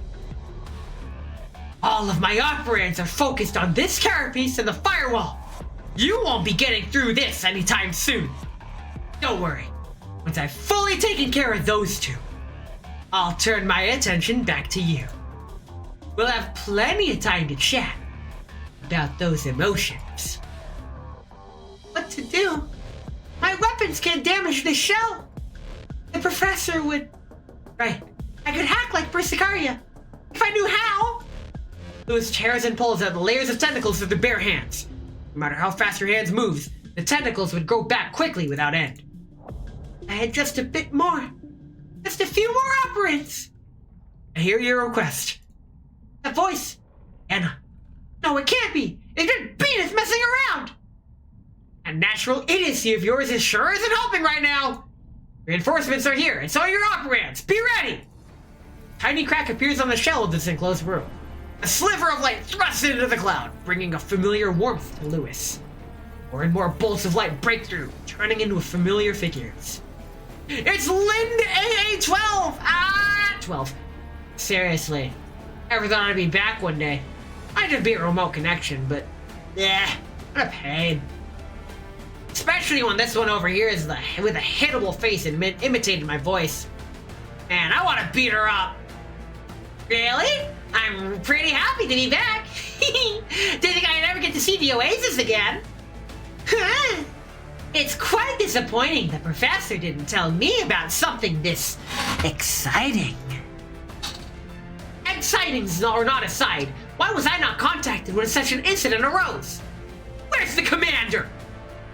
Lynn, Daniel, Florence, Kukla. Apologies, Miss Lewis. We've kept you waiting. Kept you waiting, huh? Sadly, because of limitations imposed by distance, we weren't able to upload our neural clouds.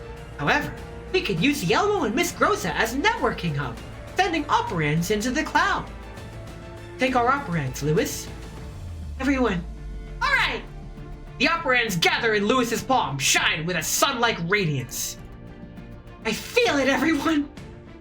Lamb, Panekian, Pancake, Sochun, Betty! Betty! Oh my god, Betty! Senya, Rise, Abigail, Jansi, Toko and the others too. Angoma, Eos, Anna, Sol, Hubble, Kanaka, Oak, Miss Groza and the others too. Their strength is all here! Lewis crunches her fridge tightly, focusing every piece of her power she can muster into one single point. Please, may this power reach the professor! Focused into a minuscule point with a thunderous roar. The operands penetrate the entropic carapace like a knife through butter, colliding with Beaneth's chest. And we see the mark. No! Simultaneously, in level 2, a prismatic beam of light impales Beaneth in the middle of her neural cloud, leaving the very space trembling as if it were just torn apart. What the? Regard the scene in view in front of me with confusion. As my operands are about to run empty, this beam of light gradually rejuvenated me, surrounding my entire body with its warmth. A menacing presence mere moments ago, Beaneth slowly fades in the light, disintegrating like a scattered gravel. They're doing fucking Genki Dama? I don't know what that is, but yes. This amount of operands. Looks like I wasn't the only person messing around. No! No! Beaneth still struggles with her entire being, her tentacles powerlessly twitching as her body lies ruined.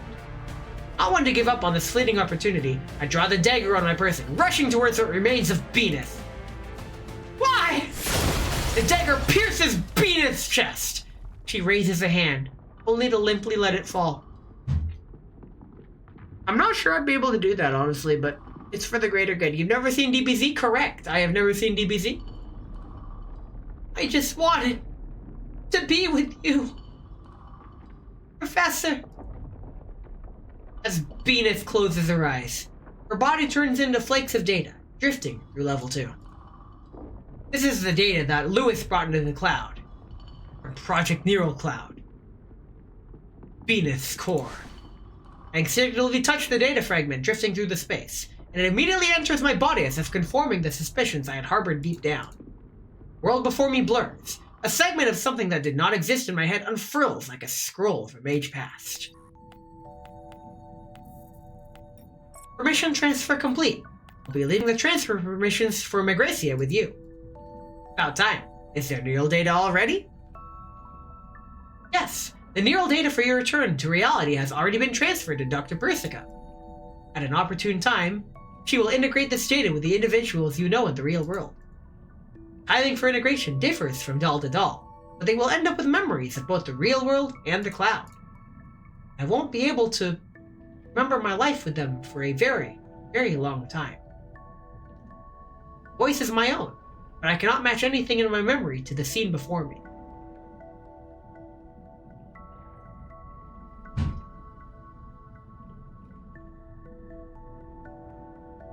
We were the professor the whole time. Just had a memory wipe. Sorry to leave such a heavy load with you, and even to ask you to wipe my memories. My voice in the memory lightly trembles, filled with reluctance, sadness, and unsaid apologies. No, it's my duty as your adjutant. I finally see the pink figure in the memory clearly. She forces herself to be calm, even as she wears a concern-filled expression, calmly speaking to me.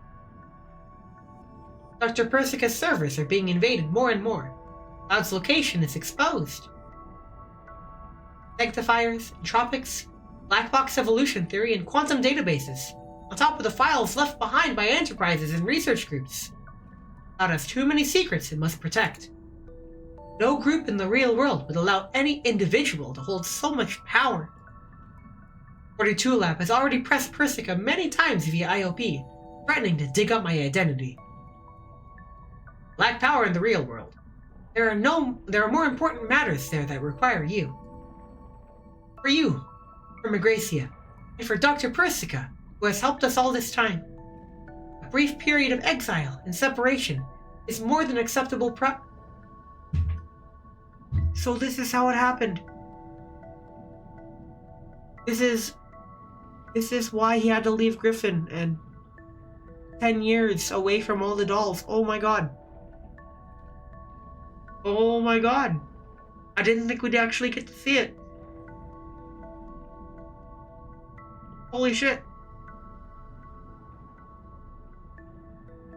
Okay. We're exiles after all. You're right. I'll leave the cloud to you, Persicaria. Thank you, Professor.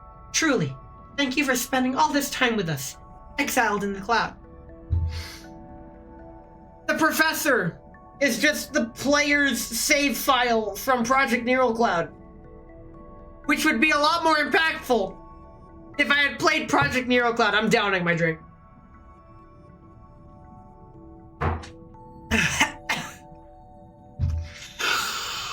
They're tying all the lore together! Okay. Okay. Well, I know what to do. Don't try it. Don't do it. Don't do it. Thank you for coming to the cloud to save us, and for all that you have ever done. Good night, Professor. Sweet dream.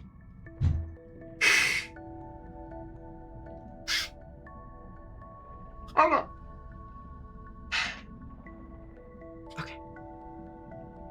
Good night, Persicaria. Good night, Magracia. Gradually close my eyes. Moment before my consciousness fades. Gentle warmth. Flits. Forehead. Past shadows return. Light. Forth. Exiled in the virtual. We look to the future. Let us meet in the future. The non-existent memories stop here. Open my eyes again to find myself in the same chaotic neural space as before. Persicaria grasps my hands tightly.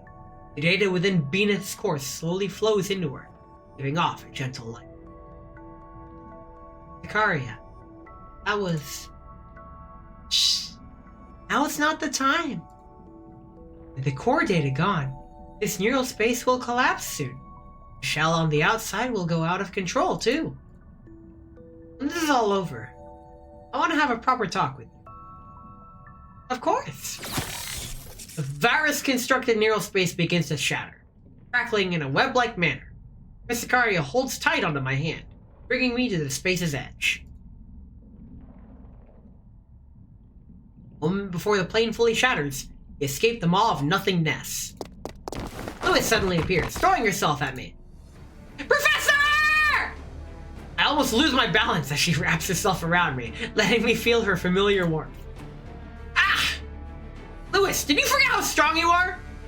Fun fact, Lewis's physical strength is the second strongest of all T-Dolls. Second only to Voimistina, who just looks at you and you become pregnant. Why? Why do something so dangerous? Sorry, it was the best option I had. And Beaneth has been greatly weakened, just as I thought. What do you mean, just as I thought? If I hadn't brought everyone's operands in, you'd be dead on the floor right now. And an explanation for that? Bro, look at Voimistina. Can confirm, due date is June 12th.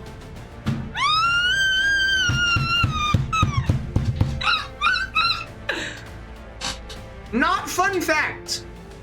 The most popular, the most populous, the most common birthday is September.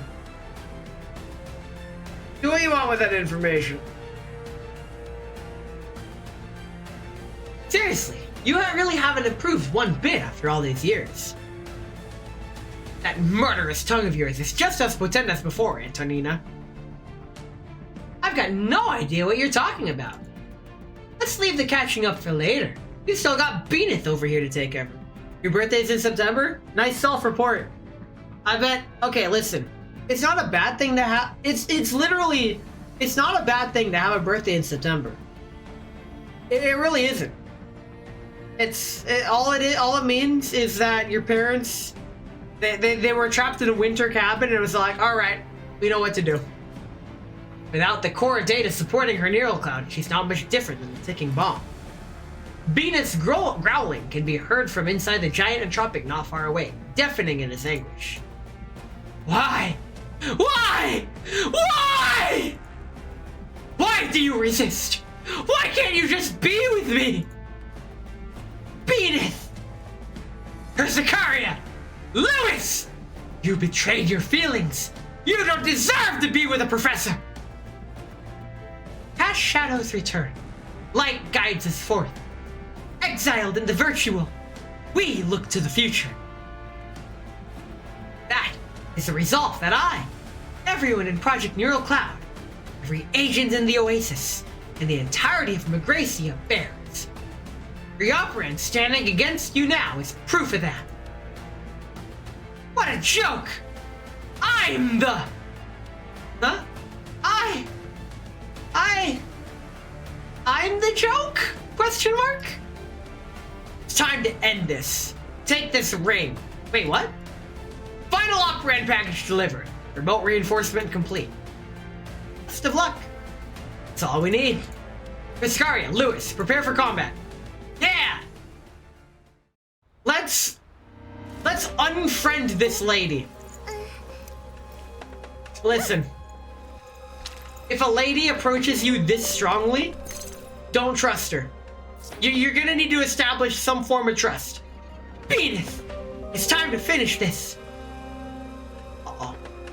Looks like we're finishing this. Professor, I'll let you handle battlefield command. Sweet, I'm just gonna auto it. Alright, let's do this. Yeah! Yeah! It usually means you're driving something badass. I don't drive anything badass. I drive an old beat-up minivan. My car is nothing spectacular at all. At least in my minivan, I can carry musical instruments. You could do that in a regular car too. When my minivan finally breaks down because it's from like an ancient bygone era, I will upgrade to a tiny-ass efficient car. Probably a Prius. I'm already not beating the gay allegations, but I haven't looked into the electric car market, but that would baseball actually. Oh, we win. Okay. You! The drawn-out battle finally proceeds to its final stages. Beaneth, once sharp tentacles, are now powerless with the operand depletion. Once impenetrable carapace left in tatters from all the attacks it's endured. Prius is more than just gay allegations? What did he mean by this? Most importantly, the conscious nest within her virus-bearing core has been purged, leaving her nothing more than a beast moving purely on instinct. I'm sorry. I can't relate though. Normally, I'm not the one doing the rejecting. I've only had to reject one? I'm trying to think of any other time in my life I'd had to reject someone else. But so far, it's just the one. Yeah? Yeah, I've only had to reject one person. I guess you don't count it as a person, so we still keep that statistic. Our operands are about to run out as well. This is the final strike. Da-da-da-da. For Sicaria! Yes! Hey, 2K, welcome in. I'm drunk. We turn to Beaneth together, beginning the final charge. Flash of the blade. The massive Entropic's tentacles are cut to pieces. With the help of this opening, I quickly sprint towards Beaneth. Professor! The Sicaria tosses her short sword towards me. I catch it as I move, cutting open the Entropic's carapace in one motion. Hi, drunk. Hey, 2K, how you doing? With Beaneth's layer of defense torn apart, her core is finally exposed to the outside world. No! Don't hurt me! Get away! Get away from me! She wails one final time, pushing me away with substantial force. The machine gun primes itself on her core. Sorry. Farewell. The battle concludes with a showering of bullets and sparks. A deluge of metal shreds Beaneth's core. The aggregate entropics carapace splinters and disintegrates, becoming nothing more than iotas of operations. I just wanted to... Her body begins to crumble away, along with every entropic in the vicinity. He reaches out towards me in Persicaria, but her strength fails her.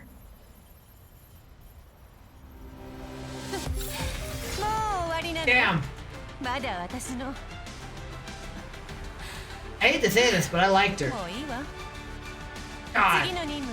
Is this how it feels when it's like you're the hero and you fall in love with your fellow heroine, but she turns out to be a villain, so you have to kill her? Like, bruh. God. Okay. Okay, let's find a way to make some peace with how the story ends. No gambling, we're getting right into this. I want to see this. As the final trace of purple foulness fade from the cloud, the virus incident caused by Beaneth comes to an end. Sectors are reset one by one. Formerly broken Magracia regaining vitality as operands are ejected. Pink-haired doll stands on the Oasis Grand Lawn, silently sensing Magracia's reconstruction. After an extended silence, Persicaria finally turns around to me, smiling with a certain gentleness in her eyes. Dr. Persica's antivirus has already been deployed. All of the data consumed by the entropics has been restored. Data and the operands will soon be returned to the sectors they belong to, and the agents consumed by entropics will be successfully reset. Magracia will welcome a new beginning. It's all thanks to Miss Security Network Security Helper that the reset agents can retain their original memories. Hold on. Angie's dead. It can't be Angie. It can't be. She's dead. I'm pretty sure she's dead. Also, that wouldn't make sense. I'm not gonna think about it too hard. Lewis, I already know you're talking about Antonia. Oh, it wasn't Angie, it was Antonina. Okay, I didn't know her. Did you? It's still rather blurry, but I'm remembering the key parts. September 2063. I was Griffin's commander, but also the Oasis's professor. It was me the whole time. We were exiled in the cloud and established in the Oasis. Gathered our friends, contacted other sectors, and fought against entropics with the aid of the Sanctifiers. Then, to protect the cloud, we initiated the second wipe-off. Lewis, you've done well for all these years. Professor! Lewis plants herself firmly in my arms, almost knocking me over with the Genshin impact. I take the opportunity to embrace her, feeling the heat in her tears and her trembling body. I'm so sorry! It was supposed to be my job to protect the cloud and keep your identity secret. But I let Beaneth slip through and allowed the cloud to fall into danger when your memories hadn't been restored. I didn't want you to have to take those risks. I didn't know what to do. And I even ran the risk of exposing Dr. Persica and Persicaria. I'm so sorry! Alright, Lewis. We had a few close calls, but to have these memories back, not a bad deal, all things considered. But you keep at it, I might end up seeing how you look like when you ugly cry. Honestly, if you can still be with someone after they ugly cry, put a ring on it. Slap her ass, settle shit. No, you stop that. No. I give a thumbs down to that comment, good sir. And that's like the biggest insult I can give. Professor! Lewis buries her head into my chest, trying to hide her face from me. Her tears only continue to flow, wetting my shirt. Good to see you too. That's my line, Professor. Or maybe I should do as the other do and call you Commander. That's up to you. I'll hold on to this title that belongs to us then. Good work, Professor. I don't think I could have gotten out of those close calls without you. That being said, you had other ways to handle this safely all along, right? My methods could only guarantee your personal safety. This newborn cloud is far too unstable for me to use my power in. Helping you in removing Zenith was the more prudent option. I did quite miss our times exploring the cloud together back then. A win-win, I suppose. Persicaria smiles shrewdly, leaving me with nothing to do but shake my head. You've been around some bad influences, Persicaria. The situation isn't completely dealt with yet, is it? Even if your emotional data was mixed into research data from the cloud, that alone shouldn't be enough to set off all of this. Not without someone intentionally guiding things along this path or injecting the entropy virus. Haters, why are you agreeing? No, I thought we were on the same page here. What the fuck? Listen, if a girl is ugly crying, slapping her ass will not make her feel better. Don't ask me how I know. I don't want to talk about it. Just, you gotta trust me on this one, okay? That's not how it works. That is not what... Hey, Nest, check the Discord? The fuck am I checking? I'm in the Discord. Oh, Rudy got a chibi model. That's actually really cute. Nice. Okay. As far as injecting a virus like this without leaving a trace goes, the only possibility left to us is an inside job within 42 Lab. Wait, wrong channel? Wait, what? What are you posting? What are you what? Huh? What? Why am I checking? What? There's nothing in the Discord. This is what I see when I say, Nice animated emote that I have to hover over to see. Okay, very cool. As you guessed, this incident was no simple affair. No, it was not very simple. Do you need anything from me? How's everyone here in Magracia? Need be, I can... No. Persicaria shakes her head, decisively stopping me from finishing that sentence. Everyone at the Oasis and in Magracia as well. Please rest assured on this point. Even today, there are still many trying to look into the cloud's secrets. Thanks to everyone's efforts, none have been successful. Looks like they want to lure you out with this rebuilding of Magracia. Maybe their goal isn't you, but... Antonina and Dr. Persica have disguised the records already. They won't find any openings there. Ever since you entered the cloud, Zenith modified it into a black box, preventing them from observing the inside. Hovering over it most to see the animation, this is a leftover setting and basically my preference born from living in a dial-up connection. When people would send me animated emotes in the early 2010s, it would actually bog down my computer so much it would freeze whatever I was doing. Which is why I disabled that setting on everything, from MSN Messenger to Skype to Discord. So it's just a legacy thing, and I'm used to it. This includes GIFs as well. The only data that could have recorded this was on Zenith, which I have retrieved. If you tarry though, there remains a chance you won't be exposed. That's not normal, dude. Name one fucking thing about me that is normal. Perhaps detecting my concern, Persicaria smiles at me like she always does. Don't worry, Professor. Leave the affairs of the cloud to us. Not even your PC was normal, huh? Baseball, huh? You got more you'd like to do on the outside the cloud, no? What the world needs is not Magracia's professor, but the Elmos commander. This is the most human you've been, actually. It gets me every fucking time. Time to ruin it for you. Check this out. Oh god, I broke it. There we go. I actually broke it. Okay, we're good. Persicaria! God damn it. I see. Looks like we'll be parting ways for now. God damn it! Okay. I end up really liking her. I need her to be playable. She will not be playable. I hate to break it to you, but Persica and Persicaria will never be playable because they're not T-dolls. They are...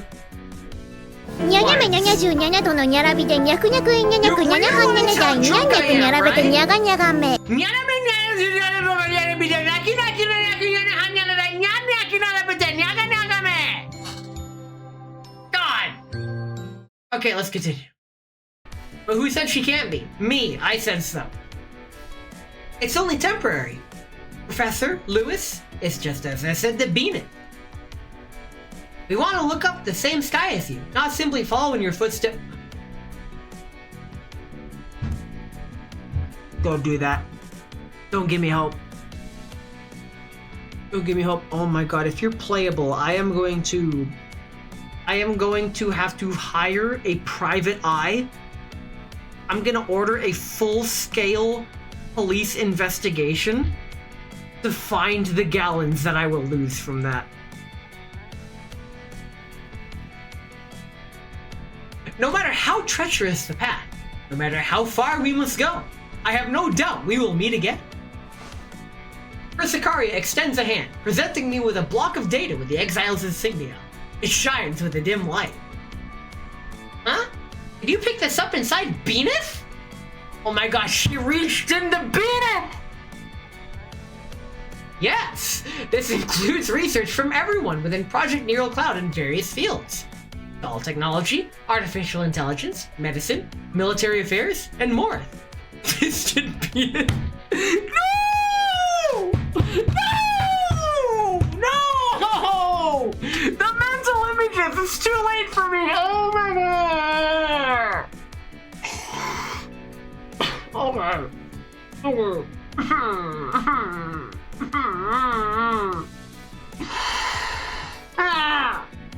Okay. Okay. Okay. Fuck this shit. I think you might need this sort of power to realize your aspirations, uphold your convictions. Persicaria solemnly hands me the data. Bearing the hopes and dreams that's an Undertale reference of countless people and dolls, this block of weightless data weighed down on me like a mountain. An incomparable gift. Make good use of it then. Handing off 42 lab property to unrelated personnel, I see. You're getting more and more self-assured every day. A lazy voice comes through our comms. Projection of my wife appears, a hint of whimsical smile on her face. Chatting to the professor while ignoring me is a little callous, isn't it? And you, Lewis. You didn't report to me the current circumstances of the cloud either. Ah!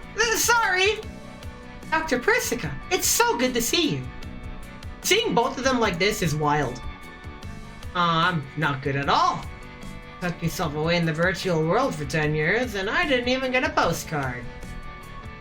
Lost both my delicious coffee and a good assistant. I want to settle the score with a certain someone. Yes, my friends have been exposed to the word flesh tubers and believe it is crazy. Well, that's because your friends are normies. Ahem. Huh, you found a new helper already, no? It's best that you control your sugar intake, too. Udasai. So, I'm pretty sure she says Udasai here, which machine translates to noisy. But the better translation here would be shut up. Alright, tell me. What lie do I need to tell this time? Just like before, an unknown hacker, possibly the same one that stole from the cloud 10 years ago, invaded the cloud, stealing Project Neural Cloud's core data. Hey, Juan. Dr. Persica turns to me with a half smile. I immediately pick up on the unsaid. I'd prefer fuck off. Yeah, that works too, actually. What's the commander gonna do with something a professor did? Professor, that was sly. Yo! Yo! Anyhow, about time. Persicaria gestures casually, opening a brand new transport tunnel above the oasis. She would be leaving soon. Let us meet again in the future. Please! Oh my god, please! I would love to see you again! Yes, let's, Persicaria. The light surrounds her as she smiles in the familiar way one last time. With no trace of her past self that has always pushed herself to wear a smile, the confidence that we would indeed meet again. I believe as well that no matter how long it takes, no matter how many dangers we must navigate, I'll return to Magracia. Persicaria floats upon the data streams in the tunnel, and of reluctance flickers through her eyes as she takes one last look at the new Magracia. Said your goodbyes? Yeah. I can make some more time if you'd like. 32 Labs firewalls are no fun. Holes all over the damn place. I think they got lax the moment I left. Might as well have a go at the URN system. Holy shit! Now this'll do. I saw the professor, and I gave him our gift. No, it won't do. We didn't even get a chance to talk. Yes, it really isn't fair for Miss Persicaria to have Ness all to herself. If you think about it, it would have been the most prudent to leave this to a matter of the Sanctifiers. Whoa, this girl's trying to get a head start. I wanted the professor to tell me about the new Metal Suit volume. There really are so many people left on the Elmo. Thank goodness, I didn't have to go help those dolls. Man, the Elmo rocked. Not satisfied enough seeing a new idol. Stars gather once more around him. And we shall gather around them too, eventually, stray stars that we are. That doesn't fix the issue. I still want to see Lewis and the others. To speak of it, we didn't see Kudo-chan. Like she didn't manage to keep up with the professor. Oh, oops. I didn't ask Vepli-chan for an autograph. Sounds of arguing filled the channel until it's interrupted with a roar. Quiet, all of you! Anna, you've got your conversation with the prof. You don't get to talk. What's that supposed to mean? Feels like we're back to the old days. Don't worry, I think we'll have more chances to see the professor. Perhaps not in the cloud, but in reality next time. Don't give me hope, don't give me hope, don't give me hope, don't give me hope, don't give me hope, don't give me hope. Oh my god. It's okay. What an exciting prospect. I wonder if they'll be able to prepare an appropriate frame for me. One for Sana, Hannah, and the others too. You're really getting ahead of yourself thinking about frames for the enemy's foremost targets. Leave the dreams for later. We got business to talk about. The data from Beaneth was absolutely modified by someone inside 42 Lab. They haven't shown any openings yet, but to grasp entropic code so easily, I can only think of two candidates. Persicaria, did you remind the professor? As the only human who has been uploaded to the cloud and returned to his body, he's special. Professor's picked up on it. With his memory coming back, he should be able to handle the issues in reality handily. As for the uninvited guests, trying to peek at the professor's presence in the cloud, Persicaria extends a hand. Purplish red energy converges in her palm, leaping like a flame. They won't heed our warnings, we'll simply drive them out with more primitive methods. Let's be off, exiles. On the pathway of future, we return!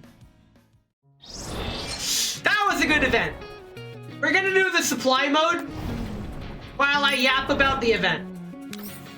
Okay. That was good. I really like that. I had no expectations because I had no fucking clue what I was in for this event. However, I like, this is a really good event. Do not get it twisted. While sure, it's no Sojourners and it's no Leva Robella dual event. Wow. That was good. It's events like these, like the consistency of how good the events are. Like, I'm trying to think of the worst event, actually.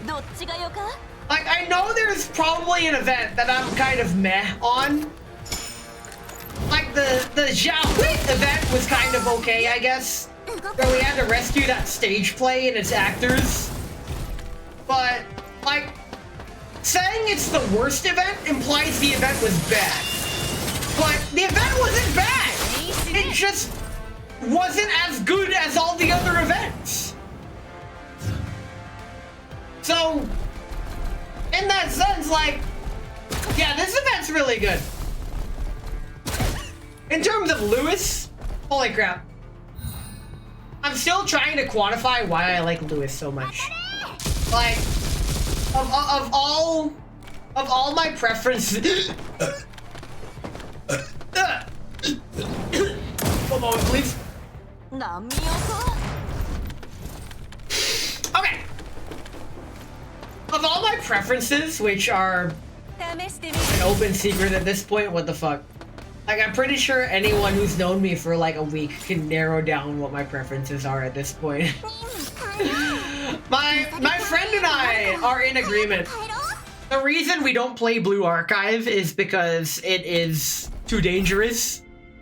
So we avoid it and instead pursue, not necessarily, I don't want to say better hobbies, but hobbies that aren't so transient. Like a live service gacha game, for example. Like, yes, Girls Front, I've said it before and I'll say it again. Girls Frontline is the only gacha live service IP that I will allow myself to play. When it comes to the spin-offs, like Project Nero Cloud and that upcoming third-person shooter game, I don't see myself playing them simply because keeping up with multiple gacha games is not something I want to do. There are people where gacha games are their life, and they have every gacha game ever, and they live by doing all the dailies in every game, and that's what they've done, and that's what they like, and honestly, cool. That is not me. I found musical instruments. I like streaming. I like... Fuck, that's all I do. That's my life. Shit, I just described my life right there. Oops. Those are my two designated hobbies. Notice how video games was not on there. I don't really play video games anymore. Back in the day, I was a video game addict. My parents were so mad at me. They would make fun of me every single fucking day, saying how I was wasting my life away playing video games, and how it wasn't enough that literally everyone at school made fun of me for not having a life. My parents too. Like, yeah, I flunked a year because of MMOs. I can't relate. I've never failed in school. I don't understand what that feels like. The only time I've ever tried to get a bad grade was on purpose. Just to see what it was like and see what the consequences were. And I should have learned the lesson. There are no consequences. I got a D in first year high school English just because I didn't fucking try at all and I didn't care. Because I already knew all the shit that was being presented. I was 14 for whatever. High school doesn't matter at all. That's something you never understand when you're high school, and that's something all anime gets wrong. In every anime in existence, if you die in high school, you die in real life. But in reality, high school is as important as a summer ant. I'm gonna stomp you, you're gonna keep coming back, and I'm gonna stomp you again. Why keep coming back? Why? Because you keep smelling the syrup! I can't finish the rest of that quote. Anyway, basically what I'm trying to say. Japan was onto something when they realized your life literally ends after high school. Which is why every anime ever is about high school. That's also why I put down animes, because every anime is about high school. And the fucking put on your nerd glasses and say, actually, there's a lot of anime out there that have nothing to do with high school, and I'm all like, you get what I fucking mean. If you're at the point in your life where you're gonna actively argue with a drunk person on the internet, bro, what are you doing with your time? You must have a good amount of free time, and if your hobby is arguing with drunk people on the internet, I hope you're drunk too. If you're not drunk, that's sad. But if you are drunk, hell yeah! Wata no koi? You stop that. 2K, you're not drunk. You don't drink that much. Especially not on Fridays. Stop that. Basically, what I'm trying to say is that... Oh, that's an anime... Oh, right! 2K doesn't actually know Japanese. God damn it. I played myself. Okay. Okay, it's fine, it's fine. Where was I? Right, high school. So, I mean, you saw how I rang in the new year? I can't remember. What did you do? I was busy getting drunk, and over the new year, I was really drunk at a friend's house, and my tech bro friend kept trying to show me all the things that his MacBook AI could do. And I kept making fun of him and ridiculing every single thing, explicitly telling him, I hate AI, and if you keep showing me this, I'm gonna continue making fun of it.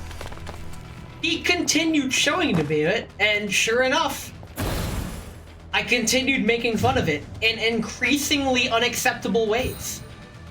Like, I fucking warned him. I told him straight out, like, at that point, that's on you, dude. Seriously. I will say, I am not above the AI influence. If I was handed away that I could make a lot of money off of the backs of others using AI with no consequence, I fucking would. And don't tell me you wouldn't either.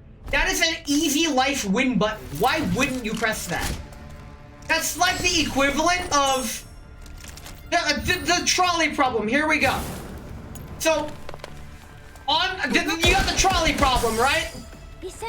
Currently, the track is heading towards nothing. And if the trolley continues going its way, nothing will happen, but the world will continue getting worse. However, on the top track is 5 people tied down, but also on the edge of the track is a suitcase with $1 million in it. And if you let the trolley go to the top track, it runs over the 5 people, but it also breaks the lock of the suitcase that has a special lock that can only be broken by a trolley collision. And you get $1 million. Would you pull the lever? Bro, I would pull that lever 1,000,000 times. I would pull it wait, if I pulled it 1,000,000 times, that's an even number. It would revert back to its original position. God damn it. Basically what I'm trying to say is that I am not above financial gain as a motivator. If Girls Frontline approached me with a sponsored stream, I would actually read the terms and conditions of the contract of the sponsored stream. And in the event that I liked what I saw, yeah, sure, I'd sell out. I would say, Girls Frontline they're not sponsoring the stream, by the way. I just want to be very clear. All of this is hypothetical. I would say something along the lines of, yeah, Girls Frontline sponsoring this stream, and they're paying me to say the following, and then I'd say whatever's in the contract, and then I'd just stream like normal. Oh my god, they killed Krolik. Anyway, I might have to pull out a bigger team for this. What the fuck? Ah, it's fine. Sadly, AI is going to create a hierarchy of lazy fucks. You have to learn very thoroughly if you want to make some money. How hard is AI to learn? Listen, learning a skill is like learning an instrument. Learning AI is like learning the recorder or ocarina. It's very easy to do. You can type in a sentence and let it do all the work. I listened to a video today at work called The Paradox of AI, and how the only reason the AI sucks now is because we're not using it right. And you can blame the shareholders and investors for that. Prompts can get very complicated, especially when there's millions creating generic trash. Well, that's the whole point of AI, is creating generic trash. You're supposed to have it. That's literally the point. I don't know why you'd want an AI to create anything but generic trash. That's all it's capable of. That's like saying, hey, I'm gonna take my fucking Ford Model T to the Nürburgring to complete in the 24-hour race. That's not how that works. Like, excuse me. Your Model T doesn't stand a fucking chance. Get with the times, old man. Oh, we killed the elite. Very nice. Frying pan. It didn't kill? What do you mean it didn't kill? You better attack. You better not do a healing thing. Okay. Thanks, Ksenia. You win! Yay! Okay. So the bad news is it's time for a Bezos break. The worst news is it's time for stream to end. I completed everything I wanted to do. We completed the Lewis event. Next week, we will be playing the Lewis minigame mode. I just realized there was one thing I did not do, and that is check the professor's schedule. I need to do in-depth search and cognitive configuration. It's a good thing I have the stamina for that. Very nice. Oh, I don't have work tomorrow. Oh my god. I was all like, shit, I'm this drunk. How am I gonna go to work tomorrow? I'm not. And then I realized, oh wait, I don't have work tomorrow. Let's do Lewis lore. We're doing Lewis lore. I want Lewis. Lewis! 悩み事でも Lewis! Oh my god, I can't handle this. Actually, no, give me this one, give me this one. I love this one so much, where she just like, all right, do the spin. Do the spin, yes! The head pads too. I could sit here for hours. This is why I like this game so much. Let's do her lore. Do the lore. Here we go. I hear a strange commotion as I head towards the office room. Doggy number 1. The commander's on the move. Quickly, record his game. Diner Gate Diner! I turn around at the sound, but whoever it was scurries away into the corner. Emergency evasion! Diner Gate! The eye-catching red guard. A stumbling toy Diner Gate. Such clues I could immediately tell who was tailing me. What are you up to, Lewis? The commander's coming over! Have we been discovered? Lewis hurriedly turns about as she sees me approach, running straight into a pile of empty boxes around the corner. Tax evasion engage! Nice. I walk up to her with a cardboard box over her head, helplessly flapping her arms in any direction. All right? Ah! I pull her to her feet. Thanks, Commander. Diner Gate Diner? Okay, doggy number 1 seems to be fine too. Oh, do you have a reason for tailing me? Sorry, Commander. I must have made trouble for you. I wanted to gather material by observing you, Commander. You made me no trouble, but are you gathering material for a new toy? Yes. The designer Lewis commissions for toys are now open to the Elmo. If there's anything you want, Commander, please do speak to me. Can I have one of your mini Lewises? Please? Please? Like, please with like an entire jar of cherries on top? Ah, the doggy number 1 here isn't for sale though. Replicating its behavior module took a lot of effort and a special request made to Miss Persica. It can't be replaced. Located from the cloud? Yes. It's been by my side since then. Diner Gate Diner! Her toy dog excitedly approaches me, as if we've been long acquainted. Want help? Just say so. If there's a need, you can go through the Elmo Affairs platform. Affairs platform? Oh, I forgot that was a thing. Sorry, Commander. I'll go and... No need. I'll help you. Eh? You mean you say to help me with gathering the material today? Shouldn't your work come first? Alright, I'm not particularly busy today. What do you need from me? Fantastic! Thank you, Commander. Please, come with me to my room. No. Wait. Doggy number 1, the tape measure. Diner Gate Diner. Ah, please stay still for a moment, Commander. I'm taking your measurements. Can you take off your jacket? A second. Okay. I wanted to ask just now, but I didn't need to observe me and take my measurements to make a toy. Oh, did I not tell you, Commander? I'm making a curio doll of you. I'm being turned into a marketable figure. Let's fucking go. I've received a lot of commissions. Huh? I've received a lot of commissions recently along the lines of a doll or figurine in your image, Commander. Doggy number 1, give me detailed close-ups of the Commander's face. Diner Gate! Would want a toy like that? That, I don't know.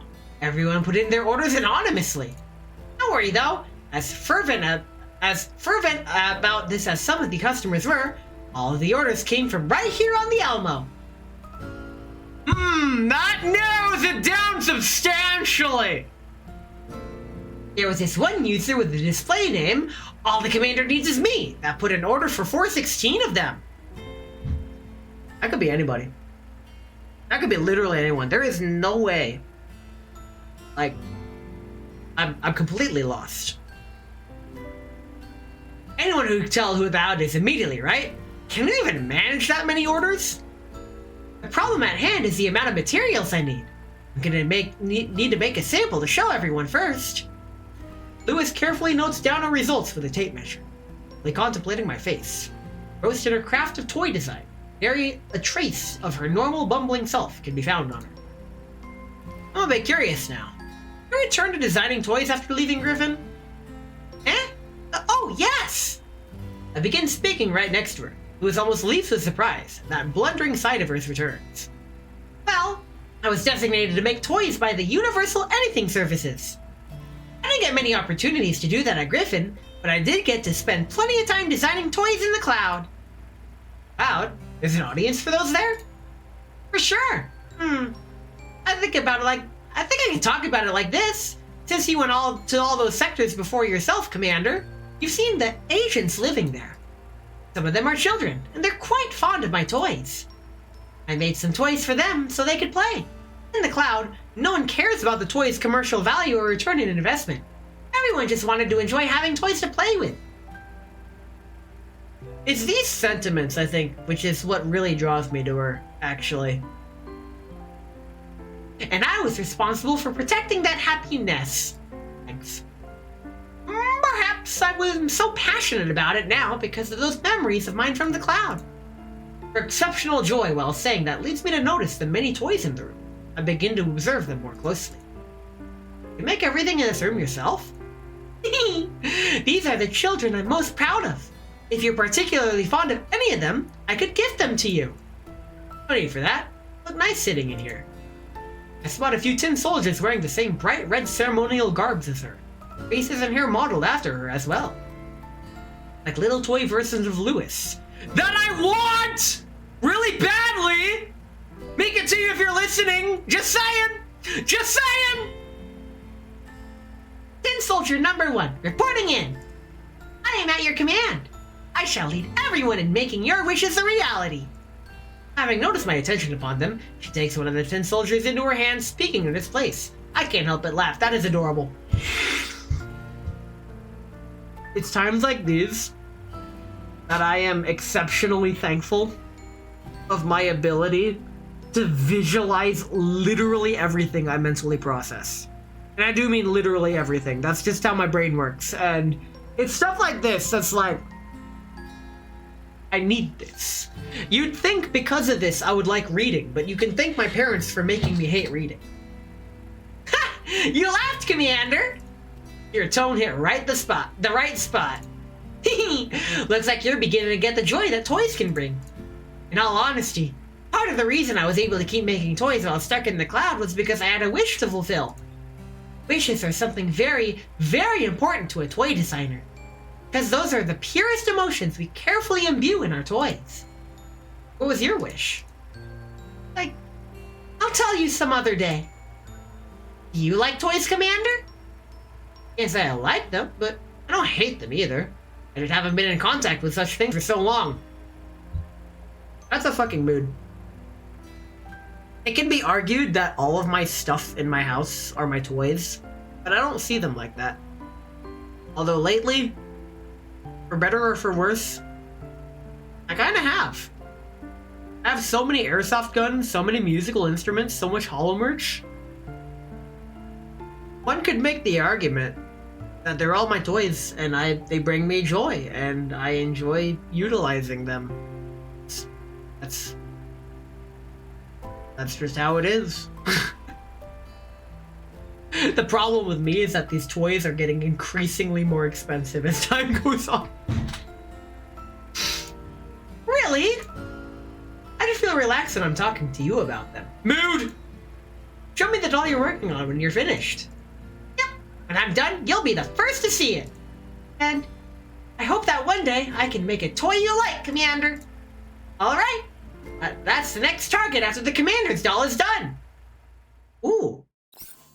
I'm looking forward to it. Ooh, do the thing again. Yeah! Life is good. That's it for the day. Let's claim all of our rewards before I forget to claim all the rewards. It's important to claim the rewards in video game. Where are the rewards? Give me Give me my stuff. In the event, I get things. We don't need that yet. We're doing that next stream. We can claim this. Okay. We can claim these. Nice. What about the shop? Ooh, weapon skins. Gimme this limited stuff. Yeah! Yeah! Stuff that you can't get after the event. Like the keys. Just in case. Okay, what else can't I get after the event? Alright, up next, hard to get items. Like premium poles. And cores. Alright, what's next? Premium currency. And that's it. Alright. That takes care of things. Yeah, that takes. I don't need to worry about that. What did I get from here? Neat. Very nice. With that, we're back here. Nice. I'm very drunk. Oh wow. Whew, it's a good thing I stopped drinking. I could just spend the rest of the day sobering up. Very nice. Now, tomorrow at around the same stream time, we will be. I'll be doing a flute stream. I will be showcasing the flutes that I got for the trial, and I will be learning a lot about myself, as well as the metal pipes you drop, because technically a flute is just a hollow metal pipe. That's literally what it is. It's just a cool metal pipe. Until then, thank you all for coming to my Girls Frontline stream. I had fun. That Lewis event was very fun. We will continue the Girls Frontline event. We will do more Lewis event next Friday. Next Wednesday, more Mario. And next Monday will be more flute. There's the schedule. There's the schedule. That's the schedule. So stream on Saturday, stream Monday, Wednesday, Friday. Good stream fucker? Same if you streamed. You should stream if you want. That's how it is. Anyway, who can I raid? Ooh, Mineko's on. We're gonna raid Mineko. Raid, I need to spell it right. Mineko the Neko Battles. Very nice. So, I'm not used to her being on this early. She's normally on in at least an hour or later. She streams pretty late in the day, so her being on this early is quite nice. She is playing Yakuza 2, like the original Yakuza 2. Not the remastered, the original. And she's playing it in Japanese. I should stream sometime. A buddy of mine is really dying to see me finish the hardest challenge of all night. Don't pressure yourself into streaming. Do it if you want to, not because you feel pressured to or feel the need that you have to. That is what keeps me going. If you ever feel like it's a chore or an obligation, you have already lost. That's the secret. I'm gonna sober up. We're gonna say hi to Mineko, and I will catch you all tomorrow for flutes. I will learn once and for all if I am destined to be a flute player or a flute player. That word that rhymes with Slayer but means not good at flute. I win.